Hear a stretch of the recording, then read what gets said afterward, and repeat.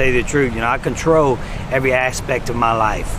I control my family, I control my job, I even control my friends. This is no exception to the rule. I'm gonna control each and every individual out there like a little puppet. As a matter of fact, you could call me the puppet master. Every season of Survivor is a story, but sometimes that story can be told over the course of multiple seasons. In the case of Russell Hantz, we have 4 seasons to cover with a lot of other events happening in between. So why do some players rise and fall and never recover while others can fall and still get back up and succeed? Well, today we are going to see the rise, fall, and destruction of Russell Hantz, aka the Puppet Master, aka the Hobbit on crack, aka Mr. Texas, who first played on season 19, Survivor Samoa. 39 days, 20 people, 1 survivor.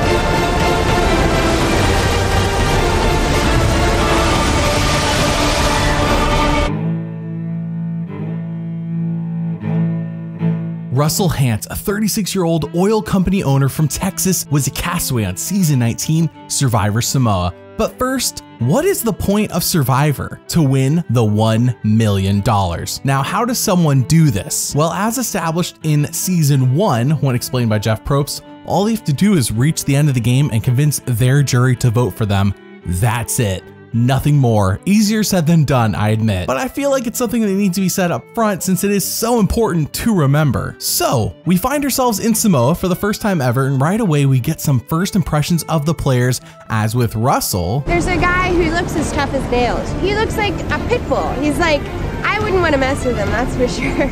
I plan on making it as miserable as possible, making it hell for everybody to get what I want. Well, Russell's going through with this, huh? I guess it wasn't just something he said in the preseason interviews, and then decided not to follow up with. Some people do that, not Russell. Right away, Jeff says both tribes pick a leader. Galoo picks Russell Swan and Foa picks Mick.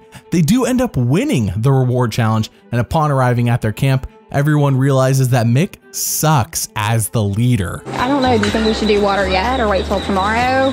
I mean, not that we necessarily... I don't know if you need, but it wouldn't hurt, I think,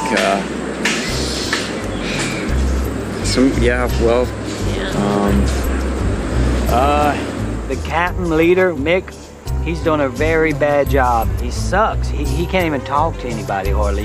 He's not organized. He's not a leader. He doesn't know how to make good decisions. The camp's a piece of crap, but hey, I say good job because I don't want to do nothing. I didn't come here to work.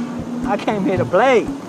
You got to talk about alliance as soon as you step on this island. So my strategy is to be able to have a secret alliance with each one of these dumb girls. We can have something like a secret alliance. Okay. The most important thing is honesty on here. Honesty is so we can be strong for the beginning. We can look back at this moment right now and say we did it from the beginning, from day one. I'll trust you. So, do I have that same trust with you? Yes. I like to call it my dumbass girl alliance. It's just gonna be me and you. All right. I told them exactly the same thing, and I believe they're just gullible enough to believe it. Wow, that's a lot to unpack here. The Mick sucking thing was just a secret scene, but the rest of that was not a secret scene. They wanted you to know that front and center. Russell is assuming that Marisa, Ashley, and Natalie are all dumb when he just met them. Why? Because they're females and they're young and pretty. That's about it. What else does he really know about them? And he is saying the exact same thing to multiple people, expecting them to never communicate with each other, which is quite risky. Betsy, the oldest lady on the tribe, immediately sees through his crap and says, I don't trust Russell. He approached me way too fast and it felt superficial. That night, in a secret scene, Russell is cuddling up on Ashley and Natalie in a very close way that doesn't seem like it's just for comfort, according to Liz and Mick. And he even says, yeah, I know my wife will be mad at me for this, but I'm doing it anyways. But then comes an even more villainous series of events than what happened earlier when... Right now, I think I am running the whole show. And they don't even know it, but I know I am. I lived in New Orleans, right in St. Bernard Parish, right by the levee. The storm was a Category 5. When it hit, it broke the levee. I tried to get out the house, and I realized I wasn't going to make it. So I grabbed my axe because as a fireman, one thing you learn is when you go in something, you have to be able to get out. By the time I got upstairs, the water was rushing in like, Oh my God. I look at Rocky, you know, I couldn't even see him. It was muddy water. He's gone. I can't even find him. Oh my God. I never lived in New Orleans, and I'm not a fireman. I even never had a German Shepherd. And it's crazy how you can break their hearts by telling them a lie. Russell is an interesting character because I really trusted him off the start. He was trying to get people's sympathy about Katrina, which is probably very true, and his dog, and I don't want to diminish that story, but I just think that he was angling at stuff, and I'm starting to feel like he's pretty slimy. I figured I'd make it a little interesting for everybody when they wake up. I emptied all the water out of all the canteens. I plan on making it as miserable as possible for everybody. I think if I can control how they feel, I can control how they think. I'm really a multi-millionaire, own an oil company in Houston. I'm not here for the money. I'm only here to show people how easy it is to win this game. I should be the first one to go. But I'm gonna do everything it takes to win this game. Marisa sees through his story. Good for her. As it didn't come up naturally in a conversation, it probably felt planned out. But what I find more egregious is dumping everyone's water in burning socks. Doesn't Russell want to win immunity challenges? To sabotage your own tribe is how you give yourself more opportunities to be voted out of this game. And then what about the merge? You won't have numbers going into it. If people on your own tribe are suffering this much, you're only setting yourself up for failure. Just an awful move all around. And yet, Russell is so entertaining. He's electric. He has this charisma that just makes for fun TV. I won't deny it. It's just not great strategically so far. When people start fighting with each other, Russell's like, yes, my strategy is going exactly to plan. And we then see in a secret scene him sneaking papaya by himself, and he says, if someone else finds this stash, I will vote them out. And funnily enough, we do see others finding papaya together, and I think that is the main difference we have seen so far between Russell and the rest of his tribe. They seemingly are all hanging out, and he's kind of just doing his own thing. Not so shockingly, Foa loses the immunity challenge. Oh no, who would have guessed? And back at camp, he talks with Marisa. You still gotta stay tight with me. But you've been like talking to everybody. I know. So I don't know why you've been doing that. And it makes me a little wary. If I'm talking individually, it doesn't mean I'm trying to be strategizing with them. I'd rather keep it pretty low key. I mean, what have you been talking about? It's everything. We're out here on Survivor. How do you come to me and threaten me and telling me you're feeling uncomfortable? Are you kidding me? Marisa is the dumbest player I've ever seen. I'm running this show here. You come up to me and threaten me, you gotta go. And she's gone. I'm gonna tell you who's going first. Okay, who? Marisa. If you stay with me, then you're gonna be fine for a long time. She just completely threatened me, saying, you're not making me comfortable. That makes me think I gotta get rid of her. My tribe will believe anything I tell them at any point because they're just stupid. Mick's the leader of the tribe, but I'm the one in charge of the camp. You could call me the puppet master. They can be my little puppets. They'll run when I tell them to run. They'll walk when I tell them to walk. When I'm finished with them, just throw them in the trash. I mean, Russell completely fumbled the ball on that. He overreacted instead of working through the problem with his supposed alliance mate. He got defensive and he just overreacted. However, what is important, and this will be happening all season, whether I tell you or not, the show is painting him as the correct one, so take that as you will. Betsy then talks to Natalie and says, I would watch out for Russell. He doesn't seem trustworthy. And at Tribal Council, Russell tells Jeff Probst that Marisa attacked him. A bit dramatic, don't you think? She says she was just talking to her alliance mate. And yeah, Russell is jumping to conclusions. So they all go to vote, and I'm the one that got the ball rolling to get you out of here. If you play with fire, you'll get burned. I'm voting for Marisa, and I really, really hate this. And it was for a couple of reasons. First and foremost, it was the majority, and also I did tell Mike today I would not vote for him, which again, but you in the majority, but I think you're an awesome competitor, and I think this will probably hurt our team, so I'm sorry. First person voted out of Survivor Samoa, Marisa. Marisa, the tribe has spoken. I made some mistakes, you know. I trusted Russell initially, and then he went around and skewed my words and came back to me, and I he told me honesty was the most important thing, and I think that'll bite him in the end. Ben and Russell created such a commotion around me that didn't exist that they actually tricked the other people into believing it. If they would have followed their hearts, they would have known that I was the good guy and those were the bad guys, but it was a bad mistake and they had to pay for it. Yeah, if I were in Maurice's shoes, I would feel the same way, especially since he made an alliance with her on day one. And heads up, I'm going to be showing more of these post-game interviews that are relevant to Russell to help flesh out his story and understand everything. But wow, after only one episode, we have one of the most main characters of all time on our hands. Russell is so much fun to watch, but he's so destructive. His balls to the wall attitude is so incredibly entertaining to watch, but I wonder if he's gonna turn this thing around and make some more smart moves. By the way, if you want to pick what I cover for videos and watch everything up to 6 months early, then consider joining my Once Upon an Island Patreon. You can cancel at any time, and there is a 15% discount if you do sign up for 1 year. Thank you for your support. Episode 2 begins and Russell says he had fun at Tribal Council and he is the sole reason Marisa is gone.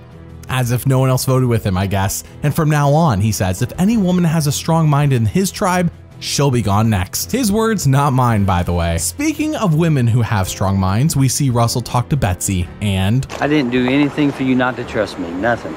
You was going by appearance only, I guess. I got alliance with the dumb short-haired blonde, even dumber long-haired blonde, and the dark-haired girl. Why didn't you trust me from the beginning? You're not a threat to me. It would be a perfect thing for me to do. I feel fine that I voted for Ashley last night. I have no regrets, but I think Russ felt very threatened by Marisa. He didn't like her. She spoke her mind, but I'm not afraid to stand up to him at all. He knows where I'm coming from. He knows that I have no faith in him, and I used to, but not after getting to know him. I mean, this lady has him snuffed out. I mean, not literally, he hasn't been voted out of the game, but she has him all figured out. So based on what Russell just said and what we just saw, I'm guessing she's gonna be gone next. Jason then talks to Russell, and as it turns out, they're kind of on the same page strategically, and he says, this guy is the perfect person to align with. And he tells Jason, hey, I trust you. But then Russell has an idea. What if he looked for the idol without any clues? Since there isn't any Exile Island this season, it's very likely the idols are hidden here at their camps. So, if I could find that idol, then that would be genius. In history of Survivor, how many people found the idol without a clue? 0. What's he doing in there? I'm looking. I'm looking for the immunity idol. These people are so ignorant. Everybody's standing in the same spot. I'm in a big old hole in the tree. I don't want to look suspicious, but it surely does. I seen it sitting there. So I reached up there, yanked it down, got it loose, put it in my underwear, turned around, just walked off. The wonderful immunity idol. Booyah! I have the immunity idol without any letters or anything. I just used my brilliant brain to figure out where it was. I'm running this whole show right now. I'm the boss. What a massive move. And the fact that everyone watched him doing it without knowing just makes it funny. Not since Gary Hogaboom, aka Gary Hawkins in season 11, has someone found an idol without a clue. It's easy to forget the humble landscaper though, who definitely wasn't an NFL quarterback. Russell then tells Jason about his idol to solidify trust between them, and it works. At the immunity challenge, Ben goes rogue and kicks Swan in the back of the shin and is ejected from the game. Ben's on FOFO, obviously, and he's completely unapologetic about what he did. Yeah, and they lose immunity. Great. What's even worse is that Mike Barassi of their tribe is medically evacuated. So, yeah, they still gotta vote someone out. They're gonna be down 10-7, just like that. Since Glue won, they get to send a player of their own to spy on Foa. And with that, Yasmin comes to their tribe and says, yeah, you all suck. I don't know how you feeling about me, but let's just say I'm not the enemy. Not only that, I'm here to help you guys strategize, because to me, I don't like a not fair fight. It's almost like, why be matched up with people that's not matched up with the right people? Because then it's like taking candy from a baby. Who the hell wants to do that? That don't boost my self-esteem. You know what I'm saying? That make me seem like I really did something that was a cakewalk. She's full of crap. She comes over here to our camp, disrespects us, calls us babies, tells us how we can win a challenge if we listen to her. She come to the wrong camp, because she ain't get nothing but disrespect from me from now on. And you know what? She's gonna pay for that statement, I promise you. This isn't a Yasmin video, but to say I don't understand her strategy here is an understatement. But Ben immediately fights with her while throwing around some phrases that frankly sound a bit racist. And based on the way Ben acts this whole season, yeah, I think they are. But Russell loves this fighting between them. Betsy sees Ben as this plague on their tribe and says, we need to vote him out. But Russell says, no, I like Ben. Ben needs to stay and Betsy needs to go. You know what? She better stop that. I didn't talk to her. Betsy's going home tonight because, first of all, she's the weakest link. And second of all, she doesn't trust me. Marissa threatened me.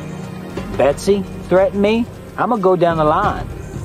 Each time somebody threatens me, they're going home. Ashley, she'll be going home next.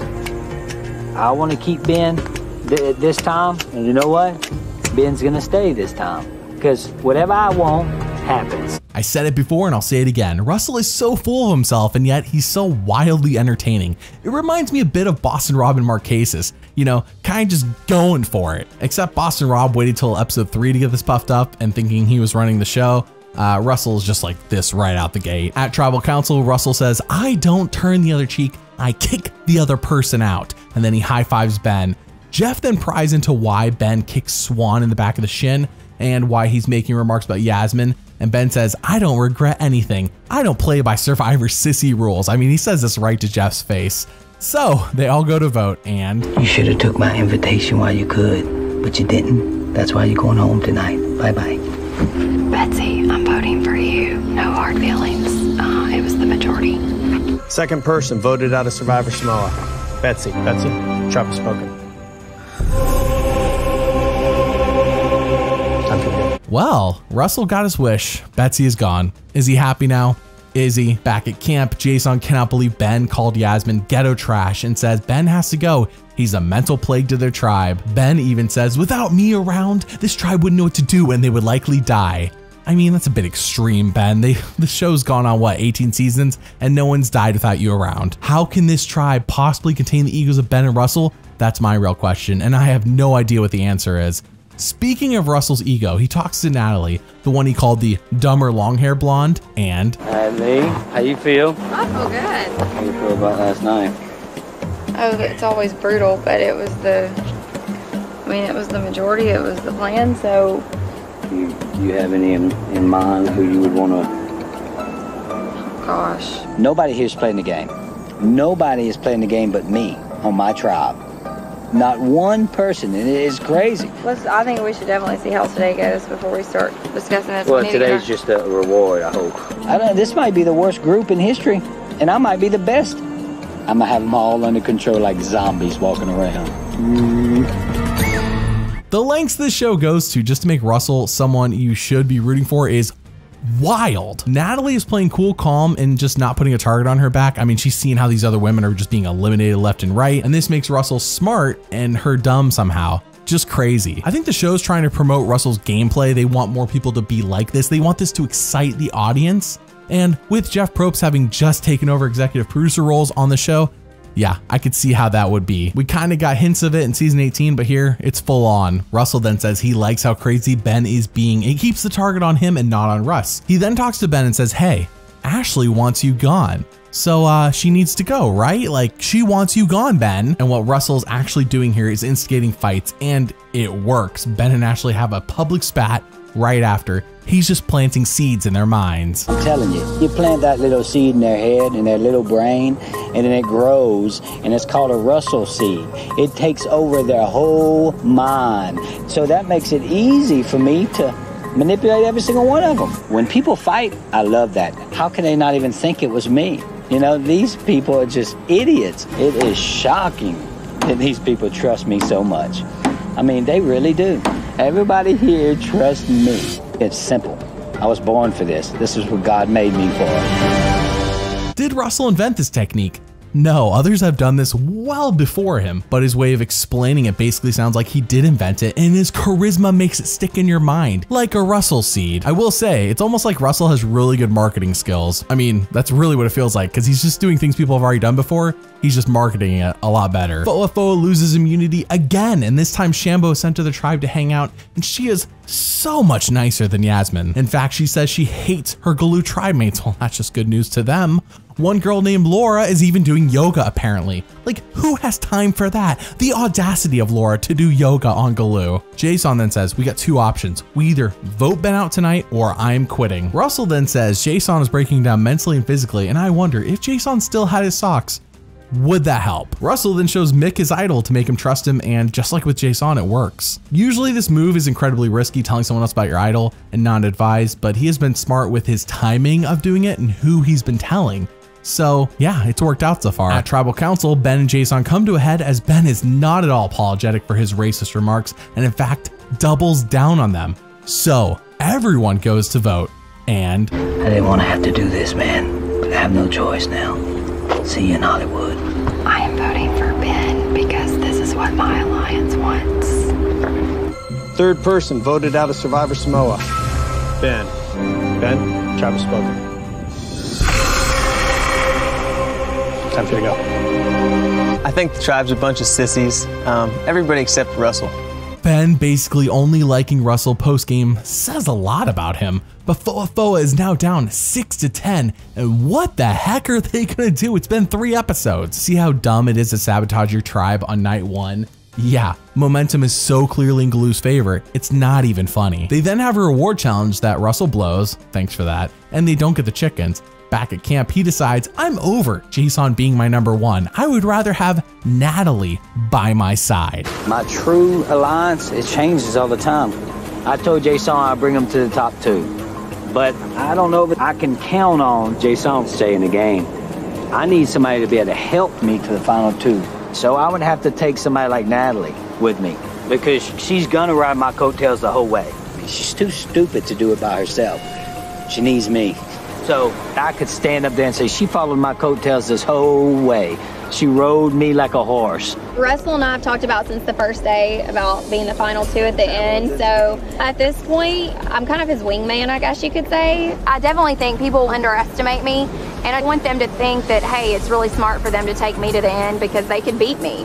You know, use that to my advantage. And if it comes down to me or him, I know I can beat Russell in the very end. Because I would say a lot of other people in the tribe have really been rubbed the wrong way by him. So I'm just trying to not ruffle feathers, steer clear, build good relationships, which is what I'm good at. It's a good thing no one has ever lost to someone by misreading the jury and underestimating their competition. Anyways, Fofo wins immunity, finally, and in episode 5 we learn that there is a gross food eating challenge coming up, and Liz casually talks to Russell and says, you know, I'm a little bit worried that Ashley may not be good at it since she struggles to even eat coconuts. That's all Liz says, but that's not how Russell hears this. He retells this to Mick and Jason as Liz, trying to be strategic, and says she needs to shut up and stop planting seeds in other people's heads. So she's doing what you're doing, Russell? Anyways, we go to the reward challenge and guess who blows it? Ashley. Yeah, well, I guess Liz was right. It's kind of poetic that Russell was wrong. He'll never admit it, but it's poetic. Shampoo is once again sent to Foa and gets a few clues as to where the idol is, and she just kind of shares it with everyone. As we already know, the idol was in the tree, and everyone goes and looks there, and they're like, oh, well, I guess Ben found it, but Liz knows better. The immunity idol was never played, even if Ben had it. I mean, I know somebody has it, and I have a feeling if it wasn't Ben, it's Russell, and I have a feeling it's probably Russell. You've been in that tree. Yeah, I've been in that tree a lot, but not all the way up in it. Where you don't is have it? to go all the way up in it. She didn't stand up in it. I'm telling you, you are lying to me. You're freaking me out right now because I'm telling you the truth and you tell me I'm not honest? Well, and you want to be the one to go next? Liz, she gets it. She knows what's going on. But why in the world would you threaten me? That's like slapping me in the face. You don't think I'm going to get back at you? But girl, you're walking on that thin ice. I'm going to tell you that right now. Let me tell you, you're walking on thin ice. And whoever I want to be gone is going to be gone. I got it all under my thumb right now. As I said before, it's all marketing. He only gets what he wants when no one else really cares. He had no say in that Ben vote. Jason did. Foa loses immunity again, so at Tribal Council, you're lazy. You can't think for yourself. You can't do for yourself. And that's why you gotta go home. And it's because of me you're going home. I'm out here playing for $1 million. Never trust me. Ashley, I'm voting for you because this is what my core alliance went with, but this is the hardest vote I think I'll make in the entire game. I'm sorry. Love you, girl. You are awesome. 5th person voted out of Survivor Samoa. Ashley. Ashley, the tribe has spoken. Time for you to go. By the way, I really want you to pay attention to the way Russell talks about people behind their back and contrast it with what Natalie's saying, because those things people feel, they sense when you don't really like them, you know? And Russell isn't some expert liar. I mean, he's good, but he's just a man. People can sense this stuff, especially when you're like that harsh about it. So this next moment I'm about to show you is super important, but for some reason it's buried in the recap episode, even though chronologically it takes place during episode 6. So I'm gonna show it to you, but it is super important, so I don't know why they tried hiding this. That's how stupid these people really are. They think that I'm some redneck from the South that can't do anything. Well, you know what? I'm the richest man here. So what do you do now? I own an oil company in Houston. It's called a tanker and service. Last year I made 1.7 million. Really? I mean, if I would have thought that Mick would say anything about what I do for a living, then I wouldn't have told him. I'm playing all these people like fools. There is a difference between book smarts and common sense smarts. It seems like none of my group has any common sense, not a one of them. Mick is the first person he has told this to, and Russell just loves to brag, thinking there will be no consequences for his actions. Did I mention it's been raining a lot? Seemingly an endless supply of it, and it's taking a toll on both tribes, except Russell, at least that's what he says. He says if it takes 7 days and 7 nights of rain for someone to quit, then that would be worth it. However, he then motivates Jason to keep pushing and stay in the game, which kind of just goes against what he just said. Russell says, you know what, this rain isn't going to stop, and the very next scene we see is a rainbow. So, at the reward challenge... Left, Russ, left, left, Russ, left! Hold on. No idea where he's at right now. Down. Up. The ball is right in L, then we have to go down towards... Whoa! Russell, you with me? I'm good. He was out. He was definitely out. Line down. No, I'm good. Let's go. Let's go. No, I'm cool. Man, there's a little wind different pushing the ball, but I'm good. Russ, are you okay? Russ? Russ, are you with us? Hold on. Russ? Russell. Russ, talk to me. Russ, talk to me. Russell, wake up, mate. Wake up. There? Yeah. Do you remember what just happened? His heart rate was 97 when we sat him up, and now it's 68, okay? And it dropped. It dropped like really that. suddenly. Don't feel comfortable keeping him in, not with his heart doing what it's doing.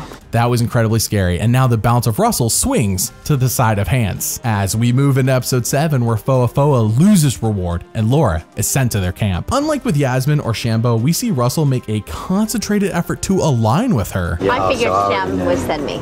Oh, really? Yeah, I figured she would. There's definitely an undercurrent why Sham sent me over to the Foa tribe. I mean, clearly she doesn't like me. Okay, so you have twins. I have twin girls, it's 9. My dad's a preacher. Please? I'm a theology student. Really? Got my degree in women's ministries. I swear to you, you can trust me. What are we gonna do? Go to the final two, the two of us Final together? 2. Russell came to me and was conspiring to have this secret alliance that clearly nobody would ever suspect.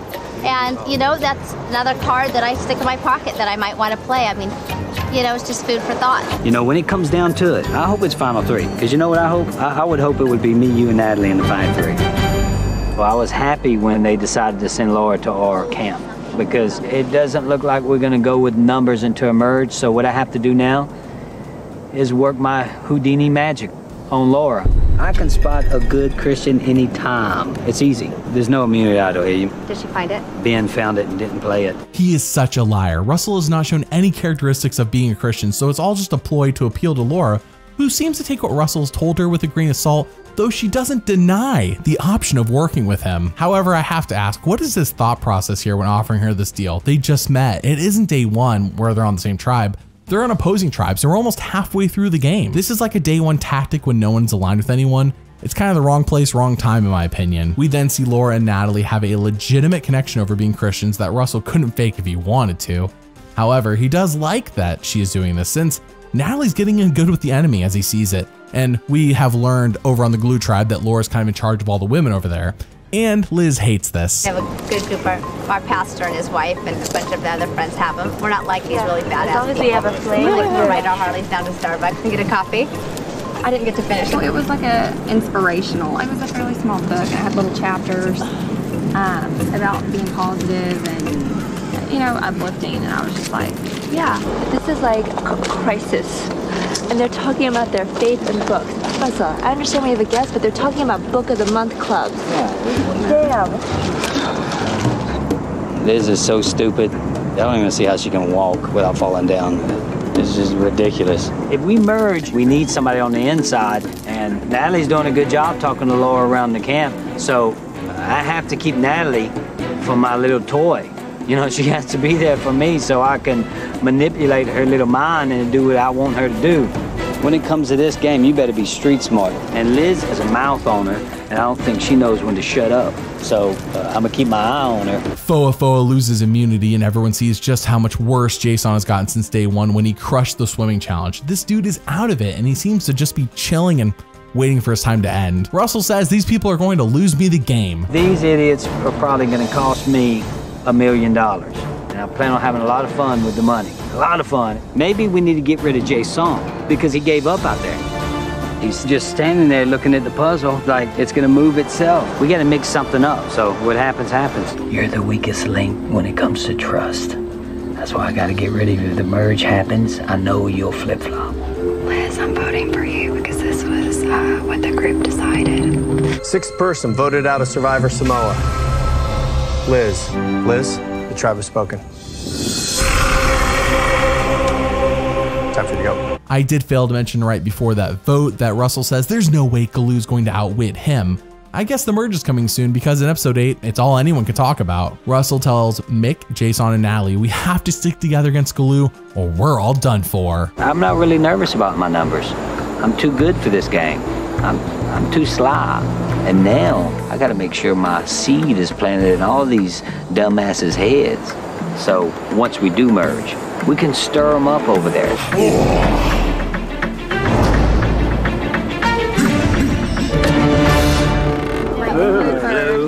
Congratulations, Fofo and Galoo. You are now on track.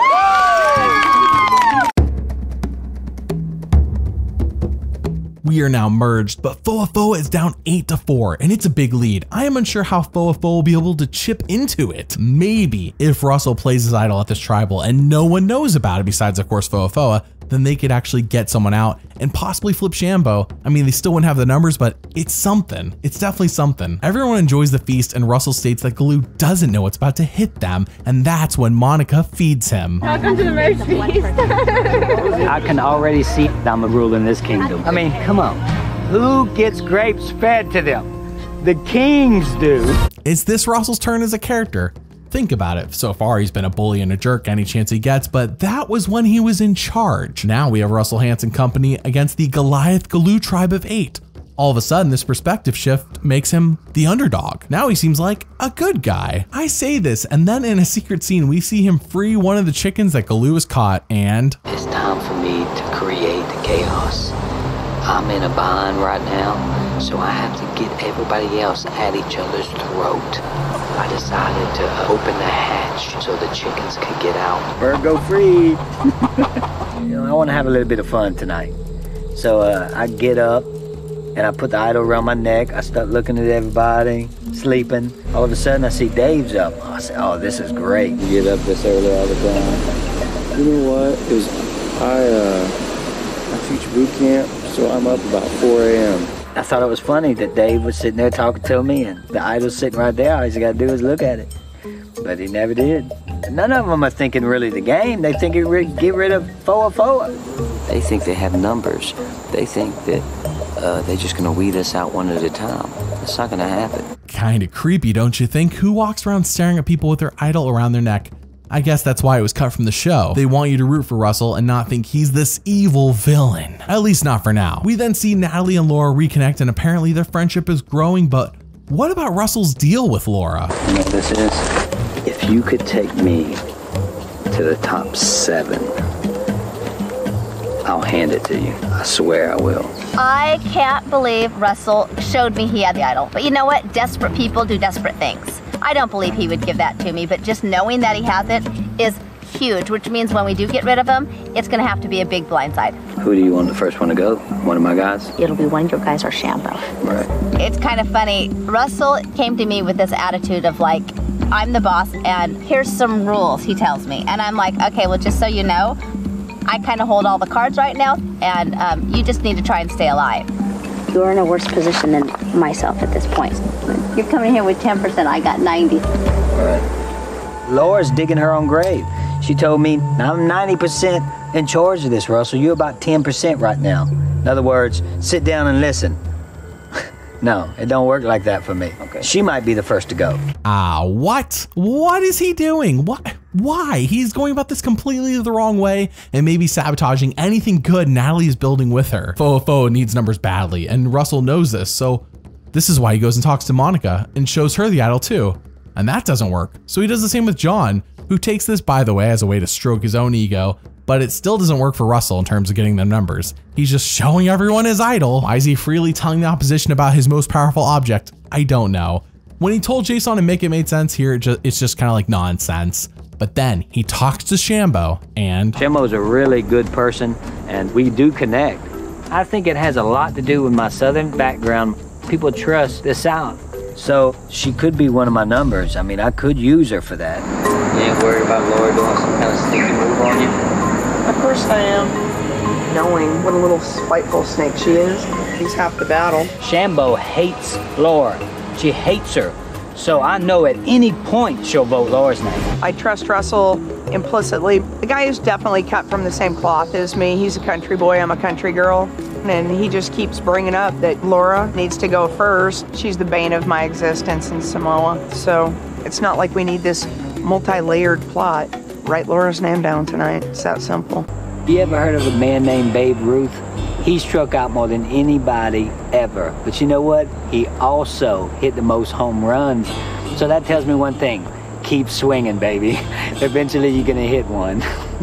Okay, this could work. A Shambo flip only gives them 5, but if he plays it out correctly, 5 is all they would need. But this plan quickly goes to crap when Laura wins immunity, and back at camp, Shambo says, Laura's the only glue member I was willing to flip on.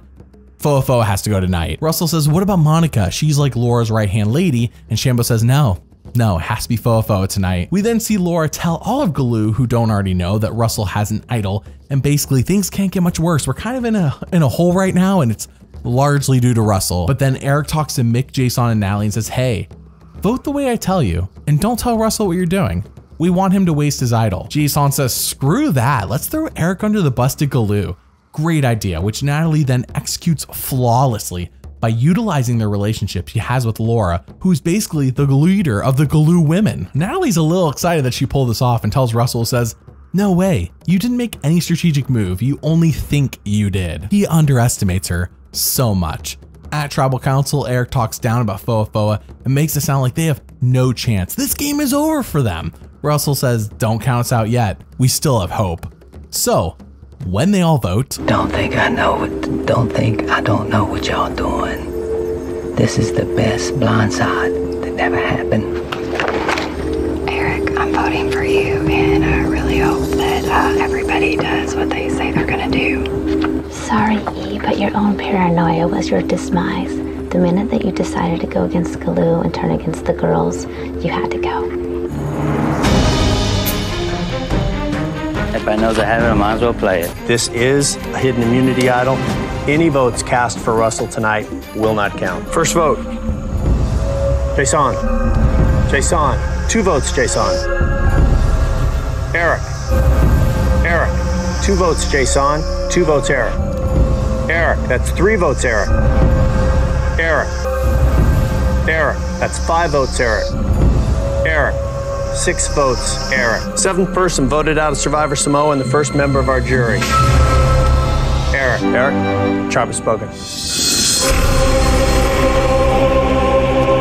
What do you know? Natalie did flip the Galoo members and Russell wasted his idol. However, they're still down 4-7 and he's worried he's next to go. He needs a miracle to take place to save his game, which is made even more apparent when Laura says Russell is their next target. So when his team loses the reward challenge, he knows the winning team is likely getting an idol clue, so he says, screw that, I'm just gonna look for it while they're gone without a clue. I don't care about no damn reward. I'm here to win the game. I'm gonna find the next immunity idol and I ain't gonna tell a damn soul. You know, I thought maybe it might be around tree mail, it might be around the water, or it might be around the bridge. It has to be near something, a landmark, something. That easy. I think I just found the second hidden immunity idol without a clue. This might be worth $1 million.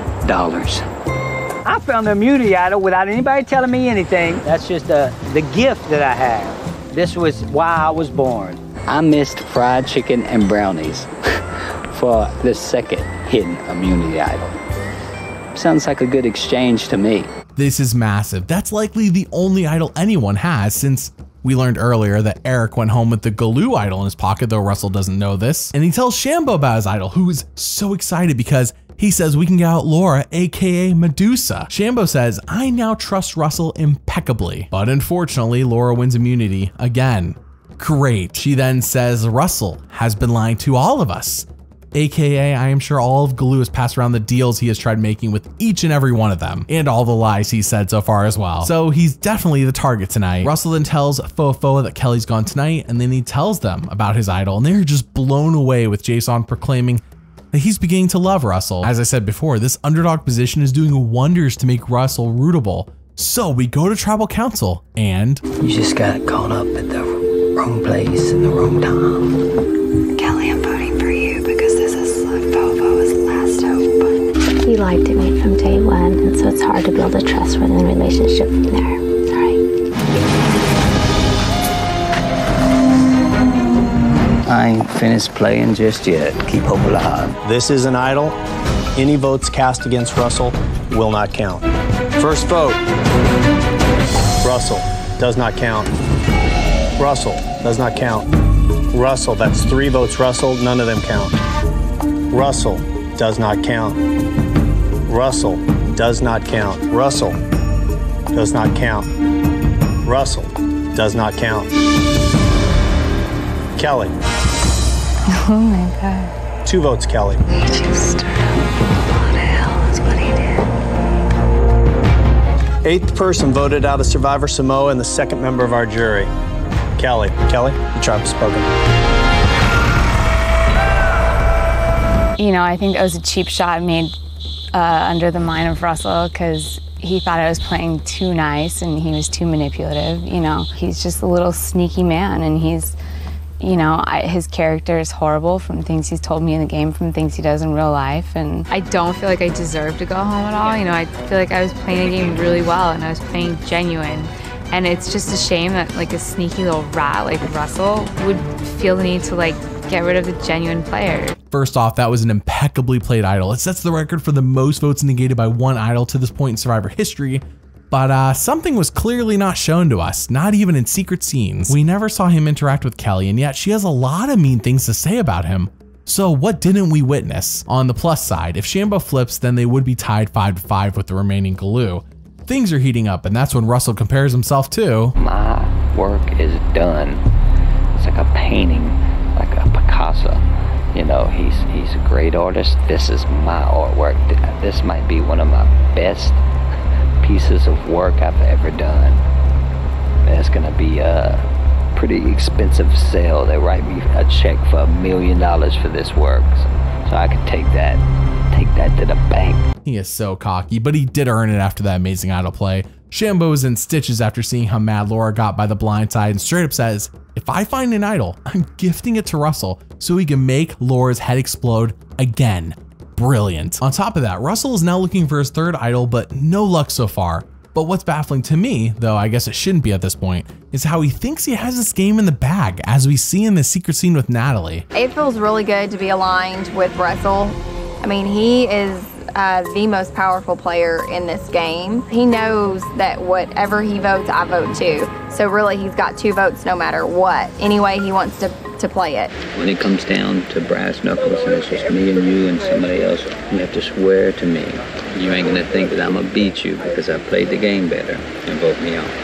Swear on Mick. You're gonna start thinking that's a lot of money. Your brain's gonna start working. Who better to take? There's no way she can beat me in votes. She followed and did everything I told her to do. She wouldn't even know how to talk. She might even say, oh, he's right, give it all to him. You know, she's so sweet, I love it. I guess it's a good thing no one has ever lost to someone else by misreading the jury and underestimating their competition. At the reward challenge, Russell's team wins, and on said reward, we see them use the amazing, wonderful sprint phone that I need to go get right now. Thank you, Survivor, for promoting it. But on the serious side, it seems like Natalie and Dave are taking a lot of pictures together. More importantly, they get a clue to another idol at camp, and upon their return, We totally underestimated Russell's capability of finding the idol. What we need to do is keep that hidden immunity out of Russell's hands. For the same thing I'm looking for, Jason? I don't know. What are you looking for? You're the one that's lifting up rocks. I know that it has to be where that wall is in camp. They have a rock in a little hole, square hole. Looks like the rock in the picture to me. There it is. Oh my God. And my butt's probably in the sling more than ever. But not if they think I have an idol. I'm gonna be A-okay. That is 3 idols for Russell. The only other idol we have seen this season went home with Eric. How can this day get better? Well, it can, because Laura loses immunity and Mick wins, which means Shambo is a lock to vote with them. All they need to do is flip one more person if they don't want to do a rock draw, but at worst, they're drawing rocks right now. Laura then talks with Dave and John and says, let's wait until the last minute to make a decision on who to vote out tonight, and by that I mean let's vote out Russell. John says no way, let's target Natalie. She is 100% not going to have an idol played for her. But then things heat up in this secret scene where Russell and Laura talk strategy. Can I ask one thing, a favor from you? One thing. What? I don't want to be the one that gets blindsided. If you tell me, I'll just go. You could tell me right before, you could tell me 10 minutes before, a minute before. I want to see Russell go home tonight. The tough part for me in this game is that balance of lying to somebody. No, I don't want to lie to somebody, but can you manipulate them enough to where you can avoid the lying? You know what? I don't know. I can't make you that promise because I also have allegiance to other people. But if it's okay with them, then I will totally give you a heads up. Well, you're the one on the tribe that lied to all of us. Right. That's the huge thing. That played the game the hardest. Everybody plays the game different. No, I played the game hard. I didn't lie to you. Did you lie to Eric? You think blindsided is not lying? I told him right up front. No, I didn't tell him he was going to go home. I never told him he was going to go home. He never asked me. I didn't come out here to just camp for 39 days. I came out here to win $1 million. And I owe Russell nothing. Absolutely nothing. I owe Russell my vote to get him off the island is what I owe Russell. Oh, things are coming to a head tonight. Neither person's going to flip, and we are likely getting a rock draw. The first time since season 4. Monica then talks to Russell, who looks completely disinterested in what she has to say, and she says, let's vote off John. I mean, not a bad suggestion, but Russell knows Shambo will only flip for Laura, so she has to be voted off next. Period. He suspects Monica's just blowing smoke up his butt so there won't be a tie, and yeah, he's right. He then talks to John and says, hey, your tribe is telling me they're gonna vote you out, dude, but I'm not buying it. Laura is gone tonight. Russell isn't considering that one of these Glue members could have the idol from their camp when saying all of this. However, he scares John, so at tribal council, they all vote, and Laura, you're a viperous poison. I pray to God you go tonight. The other day you told me that I may be faster than you, but you're smarter than me. You see, that's why you're going home tonight. You underestimated me. Laura, I'm voting for you because this is Foa's only hope, and this is what we came to an agreement on with Sham. You played an awesome game. Sorry, girl. First vote, Laura. Natalie, 1 vote Laura, 1 vote Natalie. Natalie, 2 votes Natalie. Laura, 2 votes Laura. Laura, that's 3 votes Laura. This is good. Natalie, that's 4 votes Laura. Natalie, Laura, Natalie, we have a tie. Here's how the tie is gonna work. Laura and Natalie, you will not vote. Everybody else will vote. You can only vote for Laura or Natalie? Unwavering in this decision. Okay, second round. Let's see what happens. First vote, Laura. 2 votes, Laura. Laura. That's 3 votes, Laura. Natalie. Natalie. Tied again. Laura. That's 4 votes, Laura. 3 votes, Natalie. 1 vote left. 9th person voted out and the 3rd member of our jury. Laura. Laura, the tribe has spoken. He's just sneaky. There's something about him. There's some evilness that you don't want to cross about him, but yet he doesn't care. You know, he doesn't care that he knows that he does it. Foa now has the numbers. I mean, who would have thunk? Wow, Galoo has collapsed basically. And in regards to Laura, I think we all could have guessed she isn't a Russell fan. And no way would he ever get her vote if he reaches the end. Just like he wouldn't get Kelly's vote. He is actively making the jury dislike him. Episode 12 brings with it the Survivor auction, a beloved part of the show for me. But despite Russell not winning anything, 2 moments were interesting in regards to him. For example, when Jeff puts up a covered item and says, "What's the likelihood this is bad?" and Russell says, "Oh, extremely high." And then Monica wins it and it's actually really good. Kind of funny. The show has done this a few times this season so far. John also buys a pie and doesn't share it with anyone, and Russell says that was dumb, and I agree. But now with Laura gone, the real question is which Galoo member goes next? Well, Shambo had a dream that they voted off Dave. I said, that's a sign, Shambo. That's a sign. That's like God talking to you. So she has her dreams, who she's voting off, and then that's who it has to be. You got somebody unstable like Shambo, all she votes with is her emotions. You make her mad at somebody, that's it. She'll vote for him. Oh my word. Once Dave's gone, we have the numbers, I'll run it all the way to the top. He is right, Shambo runs almost exclusively on her emotions based on what we have seen, and logic is not as high of a priority. Jason then wins immunity, and John approaches Russell and says, "Hey, I know you have the idol." Which, as we all know by now, if you simply tell Russell something like that, you're the target. It's like you're threatening him and his family. Russell doesn't even need to say this for us to know it. However, I'll let you know that Russell, he says it. He also lies to John and says, "I won't burn you." Russell then goes to Dave and says, "Let's vote off John." And we see Jason and Mick talking about the sudden change of plans. Jason smartly observes that by treating Shambo like this, by turning on her, because she's voting for Dave, and leaving her out of the plan, we are no better than Galoo. We should just vote Dave, and Jason's right. So, they all go to vote, and you're a great strategic player. I could be the only strategic player left, so that's why I have to let you go. John, I'm voting for you because you're a very strategic player and you're a huge threat to Foa. So, good game. 10th person voted out and the 4th member of our jury. John. She has no idea what happened. John, tribe has spoken. Close the boys. Russell may be the smartest survivor person here. It puts him in a better position that he has 2 smart, loyal, trustworthy people behind him in Mick and Jason, and then he has Natalie, who seemingly loves him.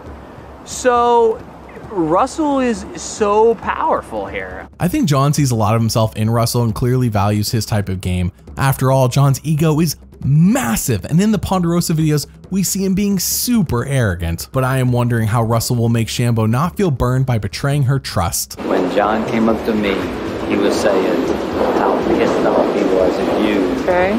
So he's trying to get rid of you. And I didn't want you to break my word. Break your word to him. I couldn't have. I would have written Dave down anyway. So everything's still cool. I don't want you to worry. Oh, well, that was easy.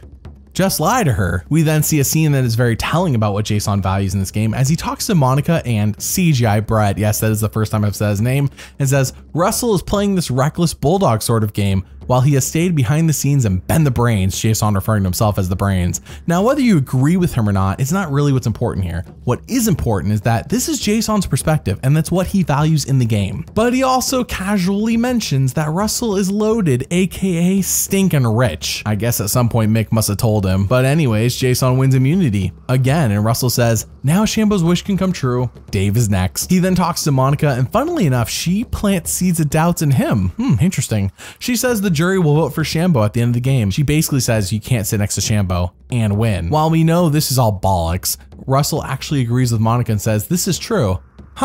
Interesting. He then talks to Dave and... Your best strategic move would be talking to me. Everybody's debating you and Shambo. Okay. So I decide Shambo. I could get Natalie.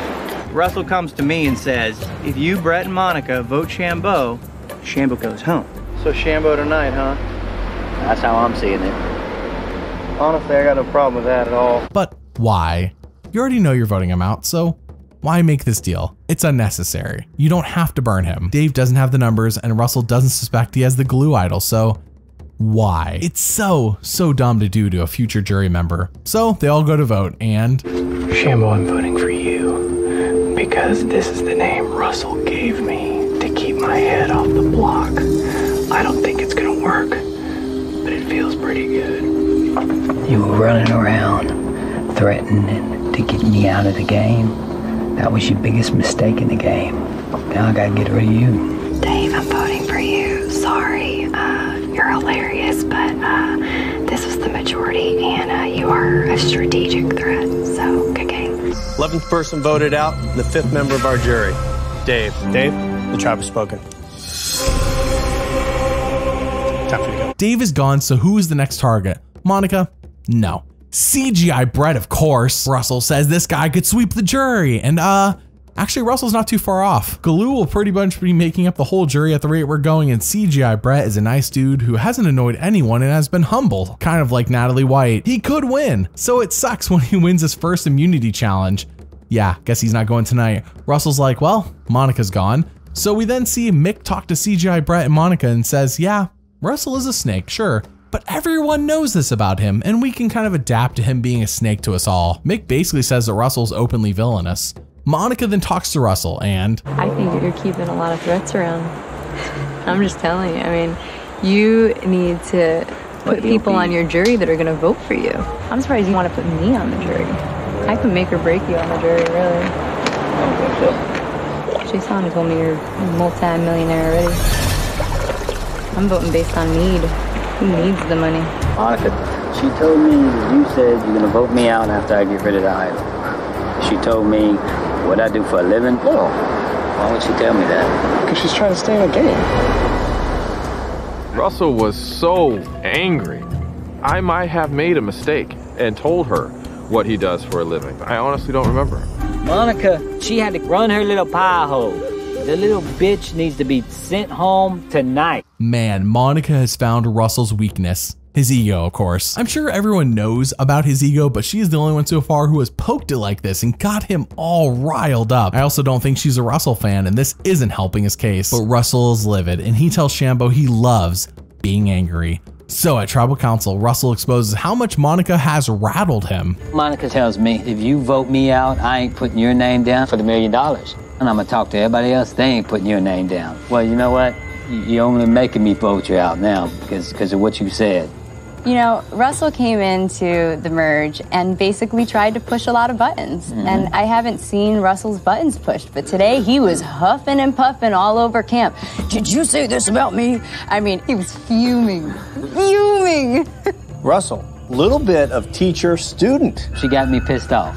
So if she would have played that hard this entire game, she would be the one in charge right now. Or I could be going home earlier. But I've been playing hard this entire game and I'm still here. Because of idols. Yeah, well, that's playing hard. All of that in front of the jury, in front of a jury who currently contains 1 Russell supporter, 2 Russell haters, and 2 people who I am currently unsure are voting for. Yeah, not a great look. And with that, I want to show you another thing Russell said pregame from the same interview that opened this video before showing you the vote. I think I'm smarter than the whole cast. I think I'm street smarter than the whole cast, and that's the whole thing. You have to be smart enough to know when to shut up, and you got to be smart enough to know when to cause problems. People think, well, why would you want to do such vindictive things? Well, you don't want to do vindictive things in their face. That would be stupid. You do vindictive things so behind the scenes they're all at each other's throat. If you tell me that you're not going to write my name down for the $1 million if I put you on the jury, that's just going to only make me want to vote you out even more. Stupid, stupid little girl. Bad strategy. Happy birthday. Monica, happy early birthday. But I'm voting for you because you created all kinds of drama today. Hats off to you for trying. But yeah, we can't person voted out and the 6th member of our jury, Monica. Monica, the tribe has spoken.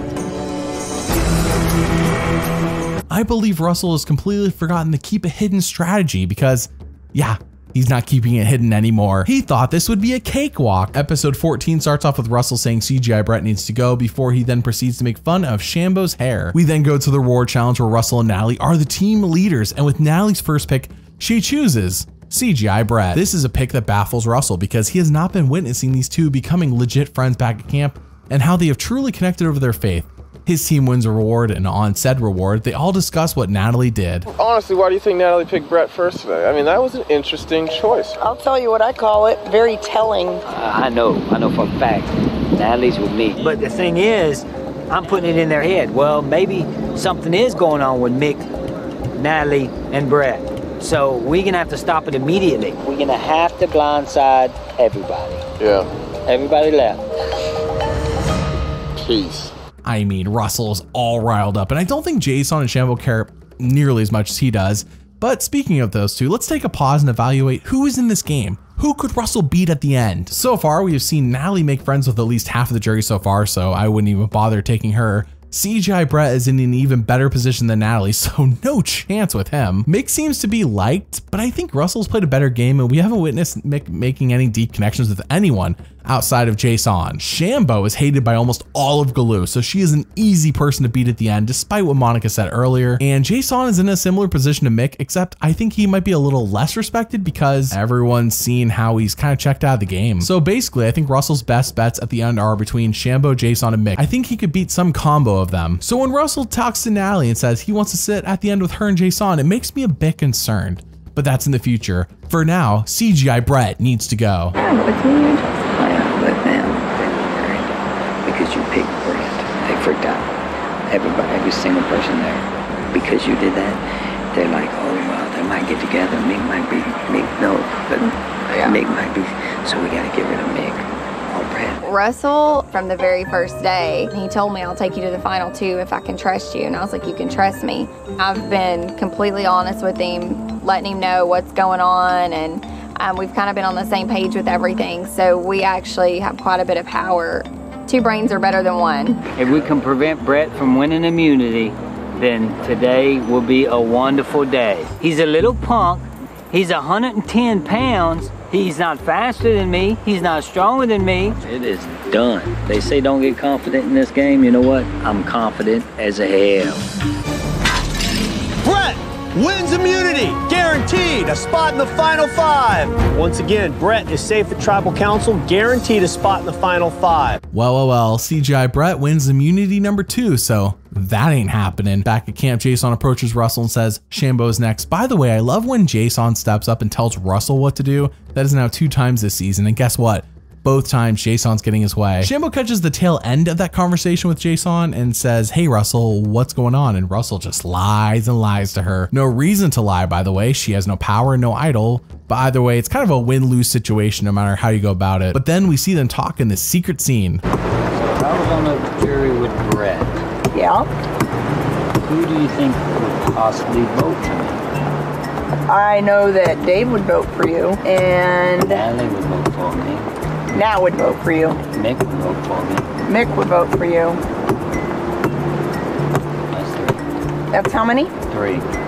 All right. Jason would vote for you. Yeah, but that's one of the, that's one of the 3. What do you mean? It can't be all of them. They ain't all gonna be on the jury. They most certainly are. How? Oh, yeah. You're saying you're taking one of them, not me. No, I see what you're saying. I wasn't thinking. Brett's gonna, maybe you were thinking. If Brett wasn't. Aha.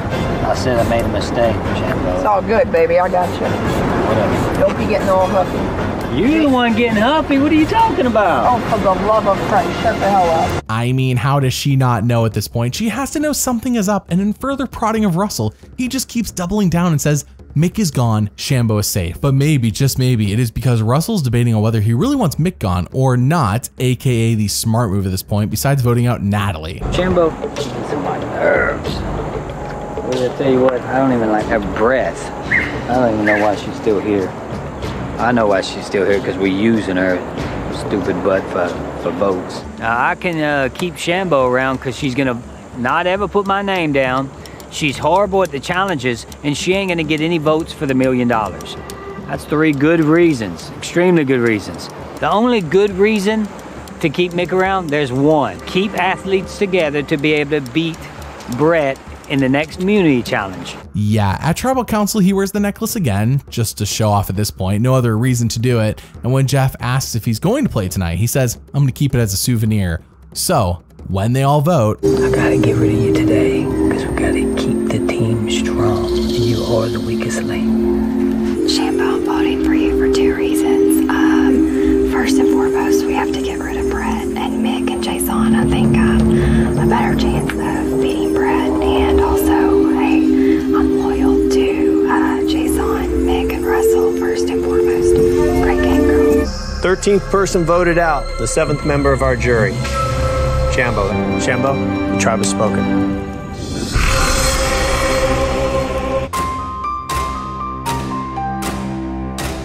the finale kicks off with Russell telling Natalie that if CGI Brett wins the next immunity challenge, then she has to go. This is 1000% the right move, by the way, especially with Shambo gone. His best bet is now against Jason and Mick, but he needs to get prepped for this immunity challenge, prepare his mind, use his Houdini magic. We have to get rid of Brett. It's a shame that I'm set up with these bunch of misfits because I should be here with superstars. You know, Brett's won 2 individual immunities. He could possibly win the last 2, but what's 2 immunities? If Jason can win 2 in a row, anybody can win 2 in a row. That means absolutely nothing to me. So you telling me he's all of a sudden Superman because he wins 2? He's not some superstar to me. You start thinking that, you start getting weak in the mind, thinking you can't beat him like you're stepping in the ring with Mike Tyson. He's no Mike Tyson. He's Brett. Brett has it! Brett wins immunity! For the 3rd time in a row, Brett wins individual immunity. Well, now Mike Tyson does win his 3rd immunity challenge in a row, so I guess Natalie is a goner. She has made too many friends on the jury and she needs to go. So when they get back to camp and Russell tells her that he's going to save her, I get confused. Why? I mean, he's lied to people in the past before he votes them out, but why would you even tell her that? Just vote her out. Mick and Jason are better challenge threats to beat CGI Brett and don't have nearly as many friends in the jury. So Russell says that Jason can't beat him in votes at the end, but is weak in challenges. He says Mick could beat him in votes, but he could actually beat CGI Brett in a challenge. But my question is, what about Natalie? She's weak in challenges and she can beat him in votes. That's a deadly duo, but he doesn't see it that way at all. But let's discuss Mick or Jason. There's pros and cons to both. I could keep Mick, I could keep Jason. They both have goods and bads. So now I'm weighing it. What in the world am I supposed to do? I'm trying to keep Natalie because she's holding on my coattails. Who better to take to the final 2 than her? There's no way she can beat me in votes. Russell clearly has not been paying attention at all as to who he has made enemies with and who she is being friends with. In a secret scene, we see Jason sweating bullets because he knows it's him. So he asks Natalie and she's like, talk to Russell about it. I don't know anything. Jason then says, I'm not gonna worry about it. Russell promised me final 3 and he's gonna hold true to that. He has me feeling all cozy and safe.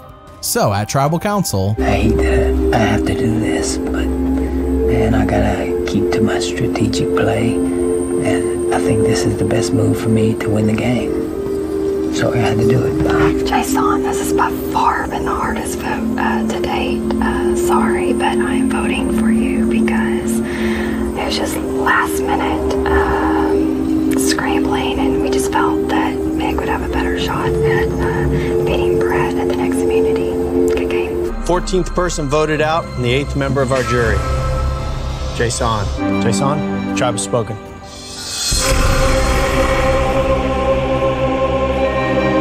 I'm kind of pissed off at Russell for blindsiding me this way. I would think that at least for a relationship that you had since day 2, you at least let the guy know he's going home. So I don't think I'd be cheering for Russell on this one. Brett's a real good dude, you know, and I wonder, like, if in a veil of ignorance kind of sense, if I was just looking objectively at each one of them, I think Brett would probably deserve the money more than anybody else, or I'd rather have him have the money than anybody else. But can I go against Bofoa and vote against him? I mean, that's the question.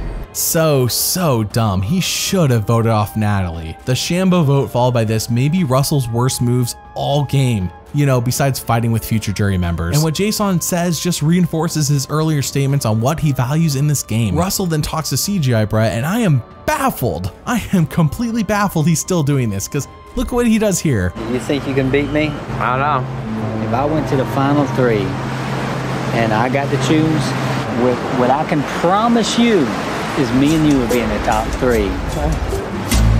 Deal. Top 3. Legitimate. If I win this challenge today, I'm 100% positive that the game is mine. I won the $1 million. Dude, no. Who cares if you're in the final 3 or not if CGI Brett wins immunity? You literally cannot win against him. So after the final 4 goes through with the rites of passage and reminisces on all the people Russell talks smack about, we go to the immunity challenge, where... No, I gotta be honest with you guys. I think Monica was the fakest person here. I think This challenge is on. Mick is the first one out of the challenge. Natalie's now out of the challenge. We're down to 2. Brett falls off. Russell wins the final individual immunity challenge. That was clutch. CGI Brett will be gone, and Russell needs to find a way to get these swing votes on the jury to his side because there are far too many people in Natalie's corner so far. Back at camp, he is so cocky. Natalie strokes his ego by saying, hey, you did a good job. And he talks to CGI Brett and says, the deal is going to be broken. I have to vote you out. Now, is this a dumb move? I mean, it was from the moment he made the deal.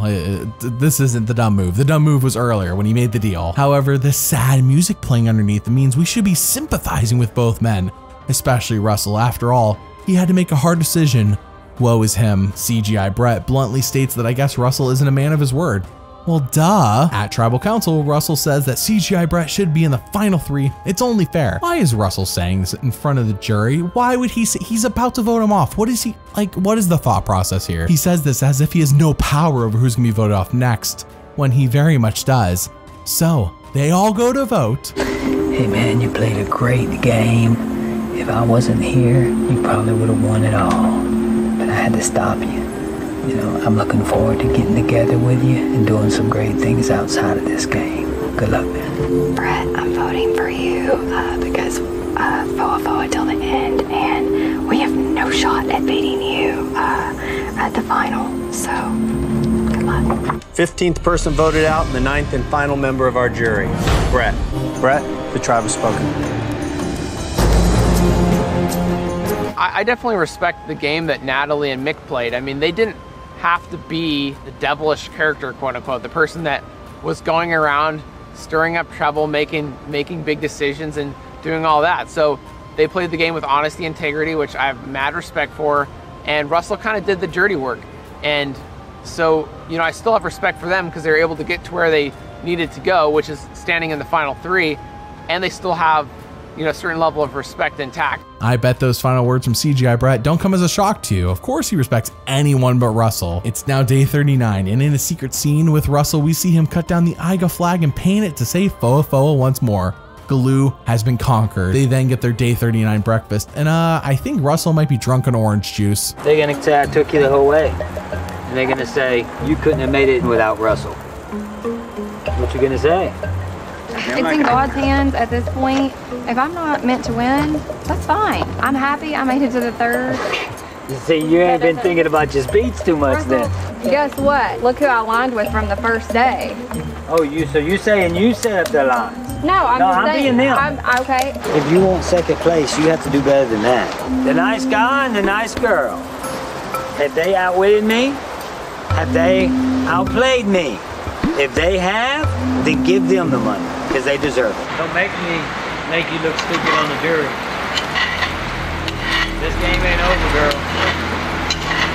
I'll put you in the jury. Ease up. I think there may be a little bit of strategy involved to Russell, making us feel like we're not going to win or that we don't have a chance. But I have news for him. I'm not going to give up. And I'll just explain to the jury, I don't work the same way as Russell. That would clearly not have worked for me. The girls that were aggressive, they got eliminated early. My strategy was to be myself. And at the end of the day, you know, I wasn't out to get anybody or make anybody look bad. Russell made it clear he was okay with making people look bad. I'll tell you how I think the vote is going to go. Shambo, Dave, Brett, John, Eric. That's 5. I am another millionaire. I meant he's drunk with power. He is way out of hand here and threatening to put Natalie on the jury. What is going on? So it's time for final tribal council.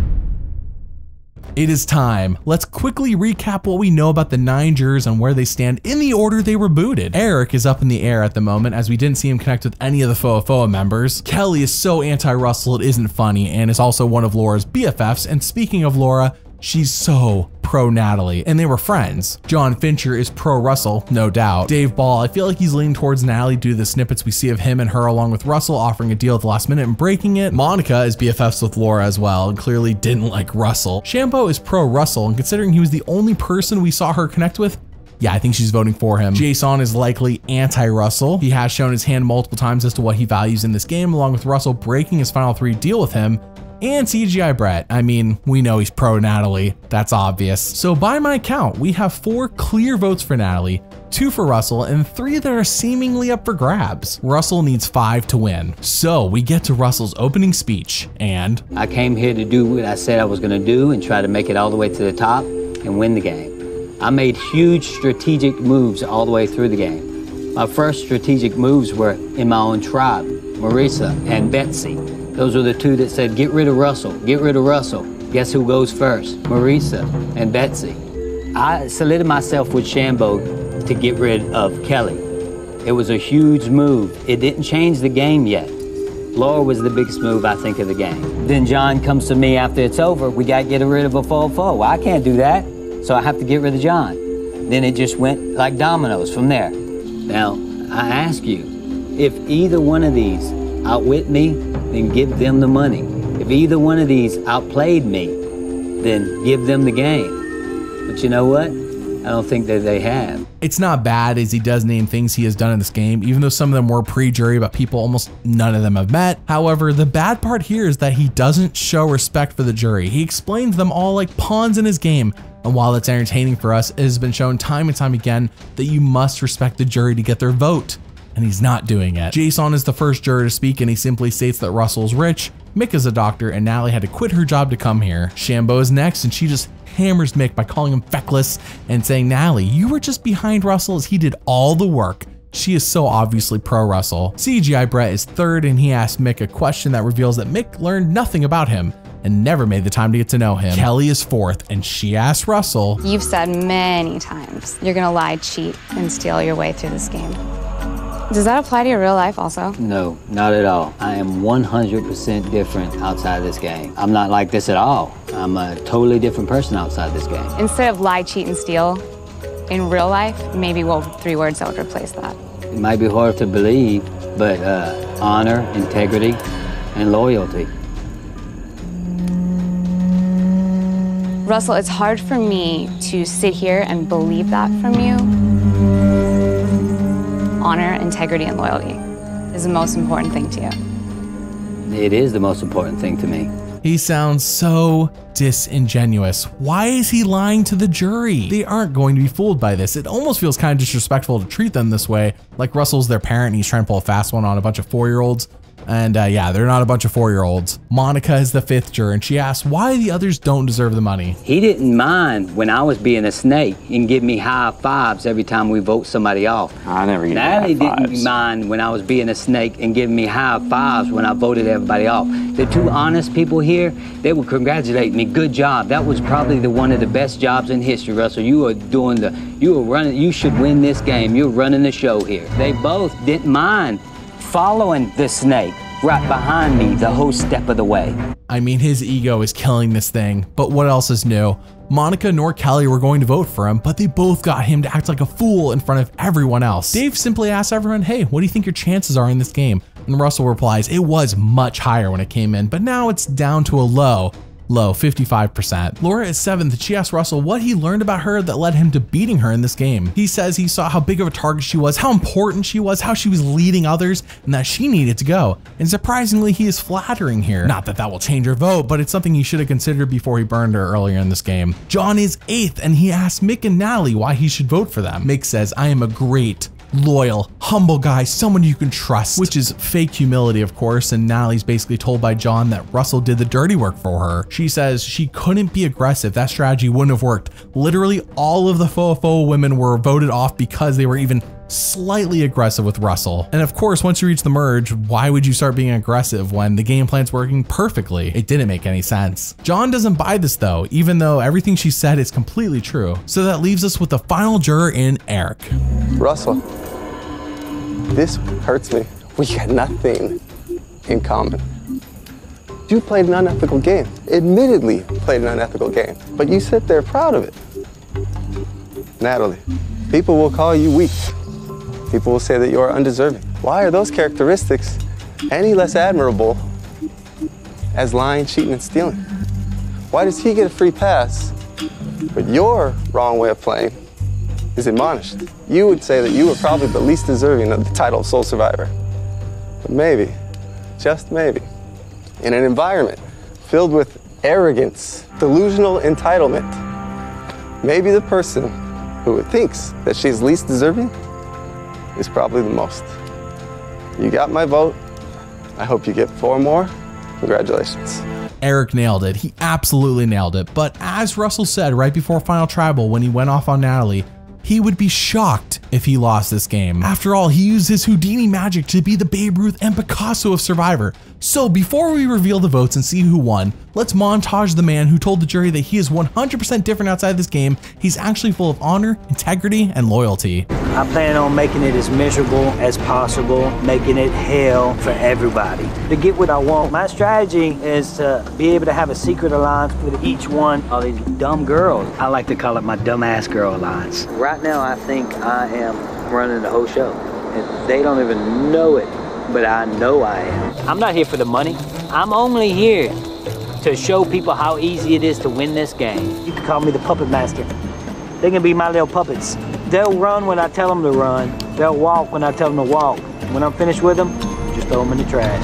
I have the immunity idol without any letters or anything. I just use my brilliant brain to figure out where it was. I'm running this whole show right now. I'm the boss. Nobody here's playing the game.